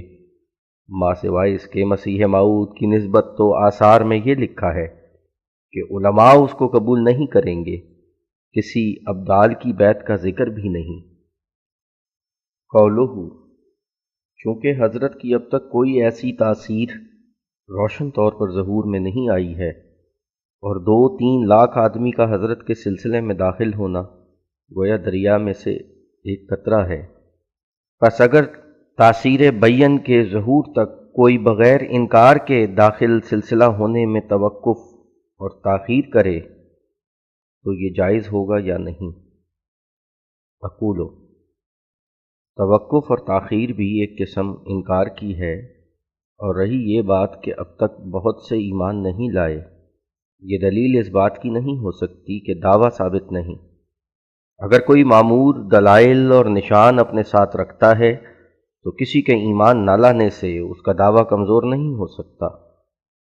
ماں سوا اس کے یہ بھی دیکھنا چاہیے کہ حضرت صلی اللہ علیہ وسلم کی وفات تک جو لوگ سچے دل سے ایمان لائے تھے وہ 1.5 لاکھ سے زیادہ نہ تھے، بس کیا ان کی کمی سے حضرت صلی اللہ علیہ وسلم کی نبوت مشتبہ ہو سکتی ہے؟ اصل بات یہ ہے کہ نبی برحق کی حقانیت کے لیے ایمان لانے والوں کی کثرت شرط نہیں ہے، ہاں دلائل قاطعہ سے اتمام حجت شرط ہے۔ پس اس جگہ منہاج نبوت کی روح سے اتمام حجت ہو چکا ہے۔ چنانچہ حضرت صلی اللہ علیہ وسلم کی پیشگوئی کے مطابق 2 مرتبہ ملک میں کسوف خسوف ہو گیا، جو مسیح موعود کے ظہور کی نشانی تھی۔ اسی طرح ایک نئی سواری جس کی طرف قرآن شریف اور حدیثوں میں اشارہ تھا وہ بھی ظہور میں آ گئی، یعنی سواری ریل جو اونٹوں کے قائم مقام ہو گئی، جیسا کہ قرآن شریف میں ہے وَإِذَا الْعِشَارُ عُطِّلَتْ التکویر آیت 5، یعنی وہ آخری زمانہ جب اونٹنیاں بیکار کی جائیں گی۔ اور جیسا کہ حدیث مسلم میں مسیح موعود کے ظہور کے علامات میں سے ہے وَلَا يُتْرَكُنَّ الْكِلَاسُ فَلَا يُسْعَى عَلَيْهَا، یعنی تب اونٹنیاں بیکار ہو جائیں گی اور ان پر کوئی سوار نہ ہوگا۔ سو ظاہر ہے کہ وہ زمانہ آ گیا، اور یہ بھی لکھا گیا تھا کہ اس زمانے میں زلزلے آئیں گے۔ سو وہ زلزلے بھی لوگوں نے دیکھ لیے، اور جو باقی ہیں وہ بھی دیکھ لیں گے۔ اور لکھا گیا تھا کہ آدم علیہ السلام سے 1000 ششم کے اخیر پر وہ مسیح موعود پیدا ہوگا، سو اسی وقت میں میری پیدائش ہوئی ہے۔ ایسا ہی قرآن شریف نے اس طرف اشارہ کیا تھا کہ وہ مسیح موعود حضرت عیسیٰ علیہ السلام کی طرح 14ویں صدی میں ظاہر ہوگا، سو میرا ظہور 14ویں صدی میں ہوا۔ حاشیہ: اگرچہ عیسائیوں نے غلطی سے لکھا کہ یسوع مسیح حضرت موسیٰ کے بعد 15ویں صدی میں ظاہر ہوا تھا، مگر یہ انہوں نے غلطی کی ہے۔ یہودیوں کی تاریخ سے بالاتفاق ثابت ہے کہ یسوع یعنی حضرت عیسیٰ موسیٰ کے بعد 14ویں صدی میں ظاہر ہوا تھا، اور وہی قول صحیح ہے، اگرچہ مشابہت کے ثابت کرنے کے لیے پوری مطابقت ضروری نہیں ہوا کرتی۔ جیسا کہ اگر کسی آدمی کو کہیں کہ یہ شیر ہے تو یہ ضروری نہیں کہ شیر کی طرح اس کے پنجے اور کھال ہو اور دم بھی ہو اور آواز بھی شیر کی طرح رکھتا ہو، بلکہ ایک شخص کو دوسرے کا مثیل ٹھہرانے میں ایک حد تک مشابہت کافی ہوتی ہے۔ بس اگر عیسائیوں کا قول قبول کر لیں کہ حضرت عیسیٰ حضرت موسیٰ سے 15ویں صدی میں ہوئے تھے، تاہم مذائقہ نہیں، کیونکہ 14ویں اور 15ویں صدی باہم ملحق ہیں، اور اس قدر فرق زمانے کا مشابہت میں کچھ حرج نہیں ڈالتا۔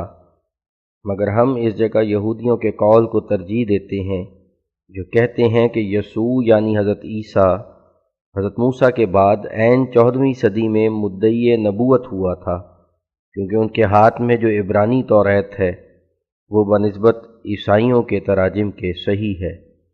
حاشیہ ختم۔ تو میرا ظہور 14ویں صدی میں ہوا، یعنی جیسا کہ حضرت عیسیٰ علیہ السلام حضرت موسیٰ علیہ السلام سے 14ویں صدی میں پیدا ہوئے تھے، میں بھی حضرت صلی اللہ علیہ وسلم کے زمانے سے 14ویں صدی میں ظاہر ہوا ہوں۔ اور اس آخری زمانے کی نسبت خدا تعالیٰ نے قرآن شریف میں یہ خبر بھی دی تھی کہ کتابیں اور رسالے بہت سے دنیا میں شائع ہو جائیں گے، اور قوموں کی باہمی ملاقات کے لیے راہیں کھل جائیں گی، اور دریاؤں میں سے بکثرت نہریں نکلیں گی، اور بہت سی نئی کانیں پیدا ہو جائیں گی، اور لوگوں میں مذہبی امور میں بہت سے تنازعات پیدا ہوں گے، اور ایک قوم دوسری قوم پر حملہ کرے گی، اور اسی اثناء میں آسمان سے ایک سور پھونکی جائے گی، یعنی خدا تعالیٰ مسیح موعود کو بھیج کر اشاعت دین کے لیے ایک تجلی فرمائے گا۔ تب دین اسلام کی طرف ہر ایک ملک میں سعید الفطرت لوگوں کو ایک رغبت پیدا ہو جائے گی، اور جس حد تک خدا تعالیٰ کا ارادہ ہے تمام زمین کے سعید لوگوں کو اسلام پر جمع کرے گا، تب آخر ہوگا۔ تو یہ تمام باتیں ظہور میں آ گئیں۔ ایسا ہی احادیث صحیحہ میں آیا تھا کہ وہ مسیح موعود صدی کے سر پر آئے گا، اور وہ 14ویں صدی کا مجدد ہوگا۔ تو یہ تمام علامات بھی اس زمانے میں پوری ہو گئیں، اور لکھا تھا کہ وہ اپنی پیدائش کی روح سے 2 صدیوں میں اشتراک رکھے گا اور 2 نام پائے گا، اور اس کی پیدائش 2 خاندان سے اشتراک رکھے گی، اور چوتھی 2 گنا صفت یہ کہ پیدائش میں بھی جوڑے کے طور پر پیدا ہوگا۔ سو یہ سب نشانیاں ظاہر ہو گئیں، کیونکہ 2 صدیوں سے اشتراک رکھنا یعنی ذوالقرنین ہونا میری نسبت ایسا ثابت ہے کہ کسی قوم کی مقرر کردہ صدی ایسی نہیں ہے جس میں میری پیدائش اس قوم کی 2 صدیوں پر مشتمل نہیں۔ اسی طرح خدا تعالیٰ کی طرف سے 2 نام میں نے پائے، ایک میرا نام امتی رکھا گیا، جیسا کہ میرے نام غلام احمد سے ظاہر ہے، دوسرے میرا نام ذلی طور پر نبی رکھا گیا، جیسا کہ خدا تعالیٰ نے حصص سابقہ براہین احمدیہ میں میرا نام احمد رکھا، اور اسی نام سے بار بار مجھ کو پکارا، اور یہ اسی بات کی طرف اشارہ تھا کہ میں ذلی طور پر نبی ہوں۔ حاشیہ: کوئی شخص اس جگہ نبی ہونے کے لفظ سے دھوکہ نہ کھاوے۔ میں بار بار لکھ چکا ہوں کہ یہ وہ نبوت نہیں ہے جو ایک مستقل نبوت کہلاتی ہے۔ کوئی مستقل نبی امتی نہیں کہلا سکتا، مگر میں امتی ہوں۔ بس یہ صرف خدا تعالیٰ کی طرف سے ایک اعزازی نام ہے جو حضرت صلی اللہ علیہ وسلم کی اتباع سے حاصل ہوا تا حضرت عیسیٰ سے تکمیل مشابہت ہو۔ حاشیہ ختم۔ بس میں امتی بھی ہوں اور ذلی طور پر نبی بھی ہوں۔ اسی کی طرف وہ وحی الہی بھی اشارہ کرتی ہے جو حصص سابقہ براہین احمدیہ میں ہے۔ کلو برکت من محمد صلی اللہ علیہ وسلم فتبارک من علم و تعلم، یعنی ہر ایک برکت حضرت صلی اللہ علیہ وسلم کی طرف سے ہے، بس بہت برکت والا وہ انسان ہے جس نے تعلیم کی، یعنی حضرت صلی اللہ علیہ وسلم، اور پھر بعد اس کے بہت برکت والا وہ ہے جس نے تعلیم پائی، یعنی یہ عاجز۔ بس اتباع کامل کی وجہ سے میرا نام امتی ہوا، اور پورا عکس نبوت حاصل کرنے سے میرا نام نبی ہو گیا۔ بس اس طرح پر مجھے دو نام حاصل ہوئے۔ جو لوگ بار بار اعتراض کرتے ہیں کہ صحیح مسلم میں آنے والے عیسیٰ کا نام نبی رکھا گیا ہے، ان پر لازم ہے کہ یہ ہمارا بیان توجہ سے پڑھیں، کیونکہ جس مسلم میں آنے والے عیسیٰ کا نام نبی رکھا گیا ہے، اسی مسلم میں آنے والے عیسیٰ کا نام امتی بھی رکھا گیا ہے، اور نہ صرف حدیثوں میں بلکہ قرآن شریف سے بھی یہی مستنبط ہوتا ہے، کیونکہ سورہ تحریم میں صریح طور پر بیان کیا گیا ہے کہ بعض افراد اس امت کا نام مریم رکھا گیا ہے، اور پھر پوری اتباع شریعت کی وجہ سے اس مریم میں خدا تعالیٰ کی طرف سے روح پھونکی گئی، اور روح پھونکنے کے بعد اس مریم سے عیسیٰ پیدا ہو گیا، اور اسی بنا پر خدا تعالیٰ نے میرا نام عیسیٰ بن مریم رکھا، کیونکہ ایک زمانہ میرے پر صرف مریمی حالت کا گزرا، اور پھر جب وہ مریمی حالت خدا تعالیٰ کو پسند آ گئی تو پھر مجھ میں اس کی طرف سے ایک روح پھونکی گئی۔ اس روح پھونکنے کے بعد میں مریمی حالت سے ترقی کر کے عیسیٰ بن گیا، جیسا کہ میری کتاب براہین احمدیہ حصص سابقہ میں مفصل اس بات کا تذکرہ موجود ہے، کیونکہ براہین احمدیہ حصص سابقہ میں اول میرا نام مریم رکھا گیا، جیسا کہ خدا تعالیٰ فرماتا ہے یا مریم اسکن انت و زوجک الجنہ، یعنی اے مریم تو اور وہ جو تیرا رفیق ہے دونوں بہشت میں داخل ہو جاؤ۔ اور پھر اسی براہین احمدیہ میں مجھے مریم کا خطاب دے کر فرمایا ہے نفخت فیک من روح الصدق، یعنی اے مریم میں نے تجھ میں صدق کی روح پھونک دی۔ بس استعارہ کے رنگ میں روح کا پھونکنا اس حمل سے مشابہ تھا جو مریم صدیقہ کو ہوا تھا، اور پھر اس حمل کے بعد آخر کتاب میں میرا نام عیسیٰ رکھ دیا، جیسا کہ فرمایا کہ یا عیسیٰ انی متوفیک و رافعک الیہ، یعنی اے عیسیٰ میں تجھے وفات دوں گا اور مومنوں کی طرح میں تجھے اپنی طرف اٹھاؤں گا۔ اور اس طرح پر میں خدا کی کتاب میں عیسیٰ بن مریم کہلایا، کیونکہ مریم ایک امتی فرد ہے اور عیسیٰ ایک نبی ہے۔ بس میرا نام مریم اور عیسیٰ رکھنے سے یہ ظاہر کیا گیا کہ میں امتی بھی ہوں اور نبی بھی، مگر وہ نبی جو اتباع کی برکت سے ذلی طور پر خدا تعالیٰ کے نزدیک نبی ہے، اور میرا نام عیسیٰ بن مریم ہونا وہی امر ہے جس پر نادان اعتراض کرتے ہیں کہ حدیثوں میں تو آنے والے عیسیٰ کا نام عیسیٰ بن مریم رکھا گیا ہے، مگر یہ شخص تو ابن مریم نہیں ہے، اور اس کی والدہ کا نام مریم نہ تھا، اور نہیں جانتے کہ جیسا کہ سورہ تحریم میں وعدہ تھا میرا نام پہلے مریم رکھا گیا، اور پھر خدا کے فضل نے مجھ میں نفخ روح کیا، یعنی اپنی ایک خاص تجلی سے اس مریمی حالت سے ایک دوسری حالت پیدا کی اور اس کا نام عیسیٰ رکھا۔ اور کیونکہ وہ حالت مریمی حالت سے پیدا ہوئی، اس لیے خدا نے مجھے عیسیٰ بن مریم کے نام سے پکارا۔ بس اس طرح پر میں عیسیٰ بن مریم بن گیا۔ غرض اس جگہ مریم سے مراد وہ مریم نہیں ہے جو حضرت عیسیٰ علیہ السلام کی ماں تھی، بلکہ خدا نے ایک روحانی مشابہت کے لحاظ سے جو مریم عیسیٰ کے ساتھ مجھے حاصل تھی، میرا نام براہین احمدیہ حصص سابقہ میں مریم رکھ دیا۔ پھر ایک دوسری تجلی میرے پر فرما کر اس کو نفخ روح سے مشابہت دی، اور پھر جب وہ روح مارز ظہور اور بروز میں آئی تو اس روح کے لحاظ سے میرا نام عیسیٰ رکھا۔ بس اسی لحاظ سے مجھے عیسیٰ بن مریم کے نام سے موسوم کیا گیا۔ اس جگہ اس نقطے کو بھی سمجھ لینا چاہیے کہ قرآن شریف میں یہ آیت یعنی یا عیسیٰ انی متوفیکا و رافعوکا الیہ آل عمران 56 حضرت عیسیٰ علیہ السلام کے حق میں تھی، مگر براہین احمدیہ حصص سابقہ میں یہ آیت میرے حق میں نازل کی گئی۔ اس کی وجہ یہ ہے کہ جیسا کہ حضرت عیسیٰ پر کفر کا فتویٰ لگا کر ان کی نسبت یہود کا یہی عقیدہ تھا کہ ان کی روح خدا کی طرف نہیں اٹھائی گئی، یہی عقیدہ مخالفین قوم کا میرے حق میں ہے، یعنی وہ کہتے ہیں کہ یہ شخص کافر ہے، اس کی روح خدا تعالیٰ کی طرف نہیں اٹھائی جائے گی۔ ان کے رد کے لیے خدا تعالیٰ مجھے فرماتا ہے کہ بعد موت میں تیری روح اپنی طرف اٹھاؤں گا۔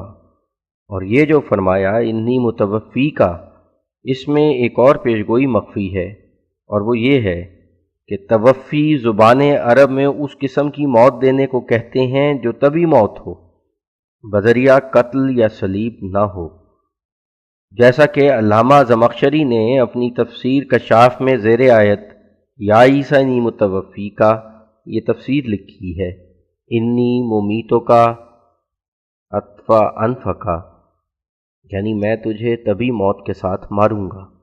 بس چونکہ خدا تعالیٰ جانتا تھا کہ میرے قتل اور صلیب کے لیے بھی وہ کوشش کی جائے گی جو حضرت عیسیٰ علیہ السلام کے لیے کی گئی، اس لیے اس نے بطور پیشگوئی مجھے بھی مخاطب کر کے یہی فرمایا کہ یا عیسیٰ انی متوفی کا۔ اس میں یہی اشارہ تھا کہ میں قتل اور صلیب سے بچاؤں گا، اور ظاہر ہے کہ میرے قتل اور صلیب کے لیے بہت کوششیں ہوئیں، جیسا کہ میرے قتل کے لیے علماء قوم نے فتوے دیے، اور ایک جھوٹا مقدمہ پھانسی دلانے کے لیے میرے پر بنایا گیا جس میں مستغیث پادری ڈاکٹر مارٹن کلارک تھا، اور من جملہ گواہوں کے مولوی ابو سعید محمد حسین صاحب بٹالوی تھے، اور الزام یہ تھا کہ اس شخص نے عبد المجید نام ایک شخص کو ڈاکٹر مارٹن کلارک کے قتل کے لیے بھیجا تھا۔ نوٹ: صاحب کاتب ہے، اصل نام عبد الحمید ہے۔ ناشر: چنانچہ شہادتیں برخلاف میرے پورے طور پر گزر گئیں، مگر خدا نے مجھے مقدمے سے پہلے ہی اطلاع دی تھی کہ ایسا مقدمہ ہوگا اور میں تجھے بچاؤں گا، اور وہ وحی الہی قریباً 60 یا 70 یا 80 آدمی کو قبل از مقدمہ سنائی گئی تھی۔ چنانچہ خدا نے مجھے اپنی پاک وحی کے مطابق اس جھوٹے الزام سے عزت کے ساتھ نجات دی۔ بس وہ تمام کوشش میرے پھانسی دلانے کے لیے تھی، جیسا کہ یہودیوں نے حضرت عیسیٰ علیہ السلام کے لیے کی تھی۔ اور عجیب بات یہ ہے کہ جیسا پیلاطوس رومی نے، جو اس نواح کا گورنر تھا جہاں حضرت مسیح تھے، یہودیوں کو کہا تھا کہ میں اس شخص یعنی عیسیٰ کا کوئی گناہ نہیں دیکھتا جس کی وجہ سے اس کو صلیب دوں، ایسا ہی اس حاکم نے جس کی عدالت میں میرے پر مقدمہ قتل دائر تھا، جس کا نام ڈگلس تھا اور ہمارے ضلع کا ڈپٹی کمشنر تھا، مجھے مخاطب کر کے کہا کہ میں آپ پر کوئی الزام قتل کا نہیں لگاتا، اور عجیب تر یہ ہے کہ جس طرح حضرت عیسیٰ کے ساتھ ایک چور بھی صلیب دیا گیا تھا، جس دن میری نسبت یہ خون کا مقدمہ فیصل ہوا، اسی دن اسی عدالت میں ایک مکتی فوج کا عیسائی چور بھی پیش ہوا جس نے کچھ روپیہ چرایا تھا۔ غرض میری نسبت خدا تعالیٰ کا یہ فرمانا کہ یا عیسیٰ انی متوفیک و رافعک الیہ، یہ ایک پیش گوئی تھی جس میں یہ اشارہ کیا گیا تھا کہ حضرت عیسیٰ کی طرح میرے قتل کے لیے بھی کچھ منصوبے بنائے جائیں گے، اور ان منصوبوں میں دشمن نامراد رہیں گے۔ تیسرا امر جو مجھے دو پر مشتمل کرتا ہے میری قومی حالت ہے، اور جیسا کہ ظاہر طور پر سنا گیا ہے میں باپ کے لحاظ سے قوم کا مغل ہوں، مگر بعض دادیاں میری سادات میں سے تھیں، لیکن خدا تعالیٰ مجھے باپ کے لحاظ سے فارسی نسل قرار دیتا ہے اور ماں کے لحاظ سے مجھے فاطمی ٹھہراتا ہے، اور وہی حق ہے جو وہ کہتا ہے۔ اور چوتھا امر جو مجھے دو پر مشتمل کرتا ہے وہ یہ ہے کہ میں جوڑا پیدا ہوا تھا، ایک میرے ساتھ لڑکی تھی جو مجھ سے پہلے پیدا ہوئی تھی۔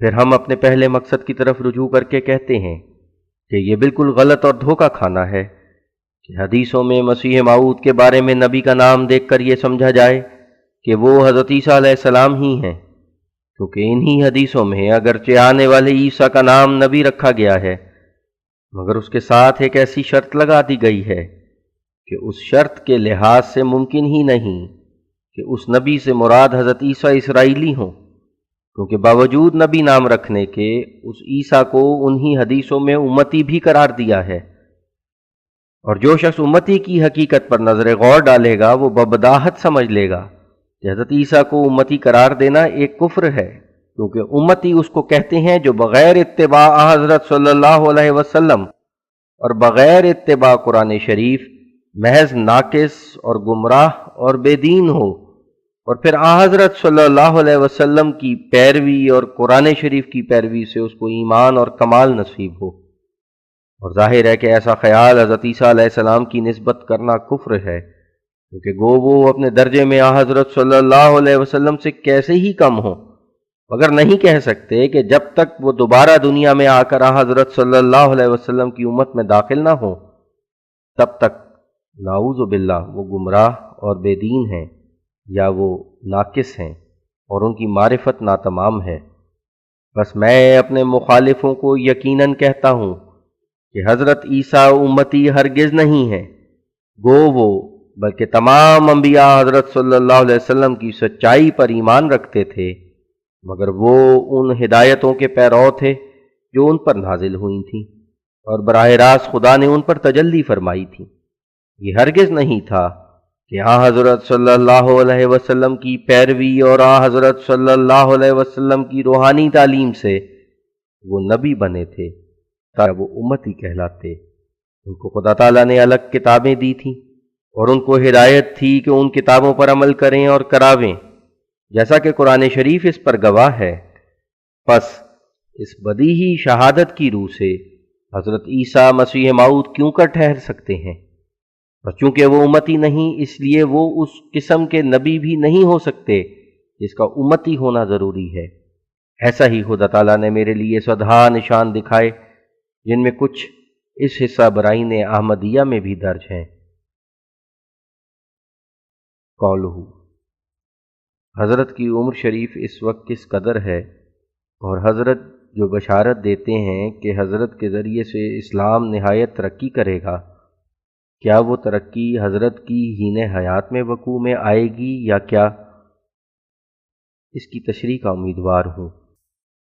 اقولو، عمر کا اصل اندازہ تو خدا تعالیٰ کو معلوم ہے، مگر جہاں تک مجھے معلوم ہے اب اس وقت تک جو سن ہجری 1323 ہے میری عمر 70 برس کے قریب ہے، واللہ عالم، اور میں نہیں کہہ سکتا کہ پورے طور پر ترقی اسلام کی میری زندگی میں ہوگی یا میرے بعد میں۔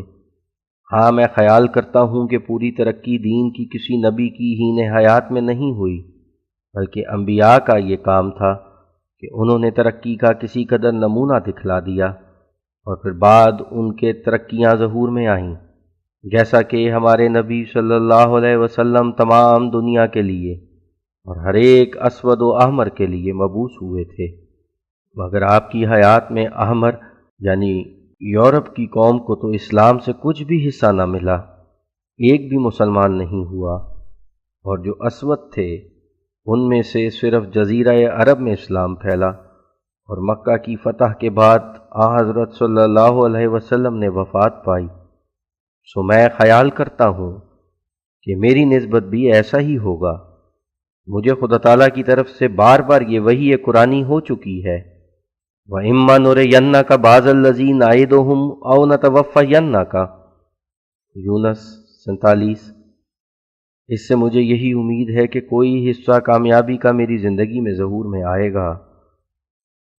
قولہ، حدیث میں کسی جاندار کی تصویر کھینچنے میں سخت وعید آئی ہے، مگر حضور کی عکسی تصویریں جو شائع کی گئی ہیں ان سے معلوم ہوتا ہے کہ حضرت اس کو جائز رکھتے ہیں۔ اقول، میں اس بات کا سخت مخالف ہوں کہ کوئی میری تصویر کھینچے اور اس کو بت پرستوں کی طرح اپنے پاس رکھے یا شائع کرے۔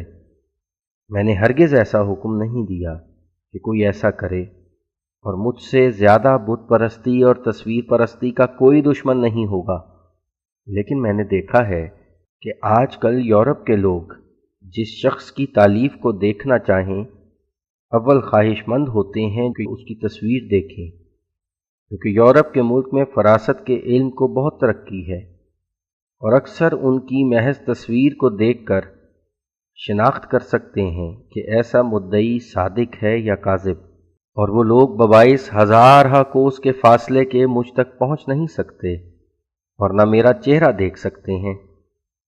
لہٰذا اس ملک کے اہل فراست بذریعہ تصویر میرے اندرونی حالات میں غور کرتے ہیں۔ کئی ایسے لوگ ہیں جو انہوں نے یورپ یا امریکہ سے میری طرف چٹھیاں لکھی ہیں اور اپنی چٹھیوں میں تحریر کیا ہے کہ ہم نے آپ کی تصویر کو غور سے دیکھا اور علم فراست کے ذریعے سے ہمیں ماننا پڑا کہ جس کی یہ تصویر ہے وہ کاذب نہیں ہے۔ اور ایک امریکہ کی عورت نے میری تصویر کو دیکھ کر کہا کہ یہ یسوع یعنی عیسیٰ علیہ السلام کی تصویر ہے۔ بس اس غرض سے اور اس حد تک میں نے اس طریق کے جاری ہونے میں مصلحتاً خاموشی اختیار کی۔ وَإِنَّمَا الْأَعْمَالُ بِالنِّيَّاتِ، اور میرا مذہب یہ نہیں ہے کہ تصویر کی حرمت قطعی ہے۔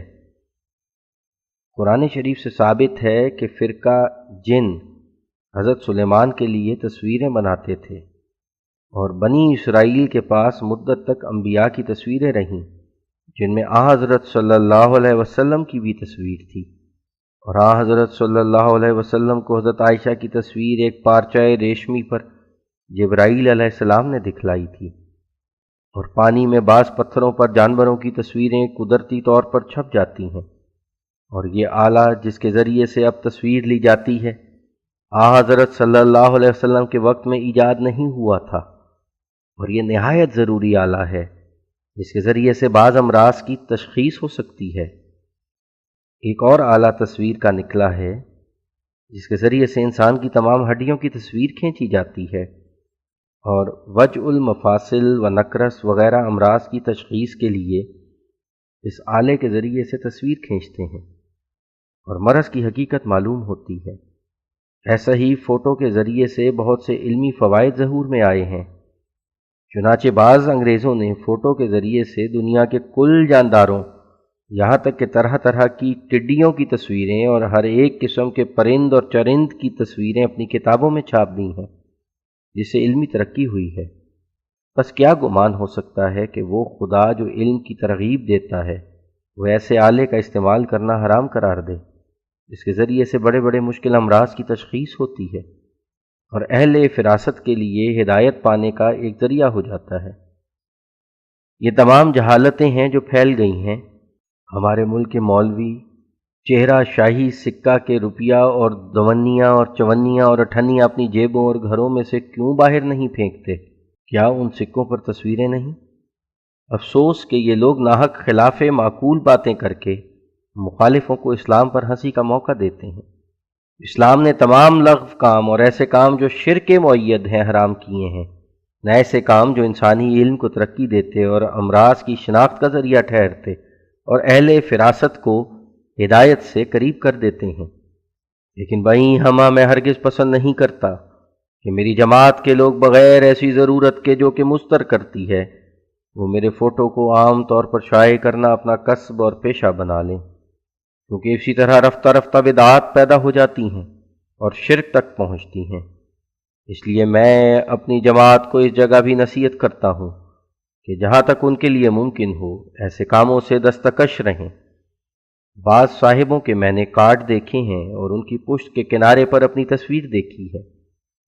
میں ایسی اشاعت کا سخت مخالف ہوں اور میں نہیں چاہتا کہ کوئی شخص ہماری جماعت میں سے ایسے کام کا مرتکب ہو۔ ایک صحیح اور مفید غرض کے لیے کام کرنا اور امر ہے، اور ہندوؤں کی طرح جو اپنے بزرگوں کی تصویریں جا بجا در و دیوار پر نصب کرتے ہیں، یہ اور بات ہے۔ ہمیشہ دیکھا گیا ہے ایسے لغو کام منجر بشرک ہو جاتے ہیں اور بڑی بڑی خرابیاں ان سے پیدا ہوتی ہیں، جیسا کہ ہندوؤں اور نصارہ میں پیدا ہو گئیں۔ اور میں امید رکھتا ہوں کہ جو شخص میرے نسائے کو عظمت اور عزت کی نظر سے دیکھتا ہے اور میرا سچا پیرو ہے، وہ اس حکم کے بعد ایسے کاموں سے دستکش رہے گا، ورنہ وہ میری ہدایتوں کے برخلاف اپنے تئیں چلاتا ہے اور شریعت کی راہ میں گستاخی سے قدم رکھتا ہے۔ بعض ایسے لوگوں نے جن کو نہ دین کی کچھ خبر ہے اور نہ میرے حالات سے کچھ اطلاع، محض بخل اور ناسمجھی کی راہ سے ایسے اعتراض بھی میری نسبت شائع کیے ہیں، جن سے اگر کچھ ثابت ہوتا ہے تو بس یہی کہ وہ لوگ جس قدر اپنی دنیا کے فراہم کرنے کے لیے اور دنیاوی منصب اور عہدے پانے کے لیے کوشش کرتے ہیں، اس کا ہزارم حصہ بھی دین کی طرف ان کی توجہ نہیں۔ ان کے اعتراضات سن کر نہایت درجے کی حیرت پیدا ہوتی ہے کہ یہ لوگ مسلمان کہلا کر اسلام سے بالکل بے خبر ہیں۔ بھلا غور کرنا چاہیے کہ یہ اعتراضات ان کے کس قسم کے ہیں۔ مثلا وہ کہتے ہیں کہ یہ ایک منصوبہ ہے جو روپیہ جمع کرنے کے لیے بنایا گیا ہے اور اس کے معاون تنخواہیں پاتے ہیں۔ اب وہ شخص جو دل میں کچھ خدا تعالیٰ کا خوف رکھتا ہے سوچ لے کہ کیا یہ وہی بدظنی نہیں جو قدیم سے دلوں کے اندھے انبیاء علیہم السلام پر کرتے آئے ہیں۔ فرعون نے حضرت موسیٰ پر بھی بدظنی کی اور اپنے لوگوں کو مخاطب کر کے کہا، اس شخص کا اصل مطلب یہ ہے کہ تم لوگوں کو زمین سے بے دخل کر کے خود قابض ہو جائے۔ ایسا ہی یہودیوں نے حضرت عیسیٰ کی نسبت یہی رائے قائم کی کہ یہ شخص مکار ہے اور نبوت کے بہانے سے ہم لوگوں پر حکومت کرنا چاہتا ہے، اور ہمارے نبی صلی اللہ علیہ وسلم کی نسبت کفار قریش نے بھی یہی بدظنی کی، جیسا کہ قرآن شریف میں ان کا مقولہ یہ لکھا ہے، ان ھذا لشیء یراد، سواد آیت 7، یعنی اس دعویٰ میں تو کوئی نفسانی مطلب ہے، سو ایسے اعتراض کرنے والوں پر ہم کیا افسوس کریں؟ وہ پہلے منکرین کی عادت دکھلا رہے ہیں۔ طالب حق کی یہ عادت ہونی چاہیے کہ وہ دعویٰ کو غور سے دیکھے اور دلائل پر دلی انصاف سے نظر ڈالے اور وہ بات منہ پر لاوے جو عقل اور خدا ترسی اور انصاف کا مقتضا ہے، نہ یہ کہ قبل از تحقیق یہ کہنا شروع کر دے کہ یہ سب کچھ مال کمانے کے لیے ایک مکر بنایا گیا ہے۔ پھر ایک یہ بھی ان کا اعتراض ہے کہ پیشگوئیاں پوری نہیں ہوئیں۔ اس اعتراض کے جواب میں تو صرف اس قدر لکھنا کافی ہے کہ لعنت اللہ علی الکاذبین۔ اگر وہ میری کتابوں کو غور سے دیکھتے یا میری جماعت کے اہل علم اور واقفیت سے دریافت کرتے تو انہیں معلوم ہوتا کہ کئی ہزار پیشگوئی اب تک پوری ہو چکی ہے، اور ان پیشگوئیوں کے پورا ہونے کے صرف ایک دو گواہ نہیں بلکہ ہزارہ انسان گواہ ہیں۔ لاحق کی تکذیب سے کیا فائدہ؟ یا ایسی باتوں سے حضرت عیسیٰ کا دوبارہ آنا قریب قیاس ہو جائے گا؟ حضرت عیسیٰ کے دوبارہ آنے سے تو ہاتھ دھو بیٹھنا چاہیے۔ ہر ایک مخالف یقین رکھے کہ اپنے وقت پر وہ جان کندن کی حالت تک پہنچے گا اور مرے گا، مگر حضرت عیسیٰ کو آسمان سے اترتے نہیں دیکھے گا۔ یہ بھی میری ایک پیشگوئی ہے جس کی سچائی کا ہر ایک مخالف اپنے مرنے کے وقت گواہ ہوگا۔ جس قدر مولوی اور ملا ہیں اور ہر ایک اہل اناج جو میرے مخالف کچھ لکھتا ہے، وہ سب یاد رکھیں کہ اس امید سے وہ نامراد مریں گے کہ حضرت عیسیٰ کو وہ آسمان سے اترتے دیکھ لیں۔ وہ ہرگز ان کو اترتے نہیں دیکھیں گے، یہاں تک کہ بیمار ہو کر غرغرہ کی حالت تک پہنچ جائیں گے اور نہایت تلخی سے اس دنیا کو چھوڑیں گے۔ کیا یہ پیشگوئی نہیں؟ کیا وہ کہہ سکتے ہیں کہ یہ پوری نہیں ہوگی؟ ضرور پوری ہوگی۔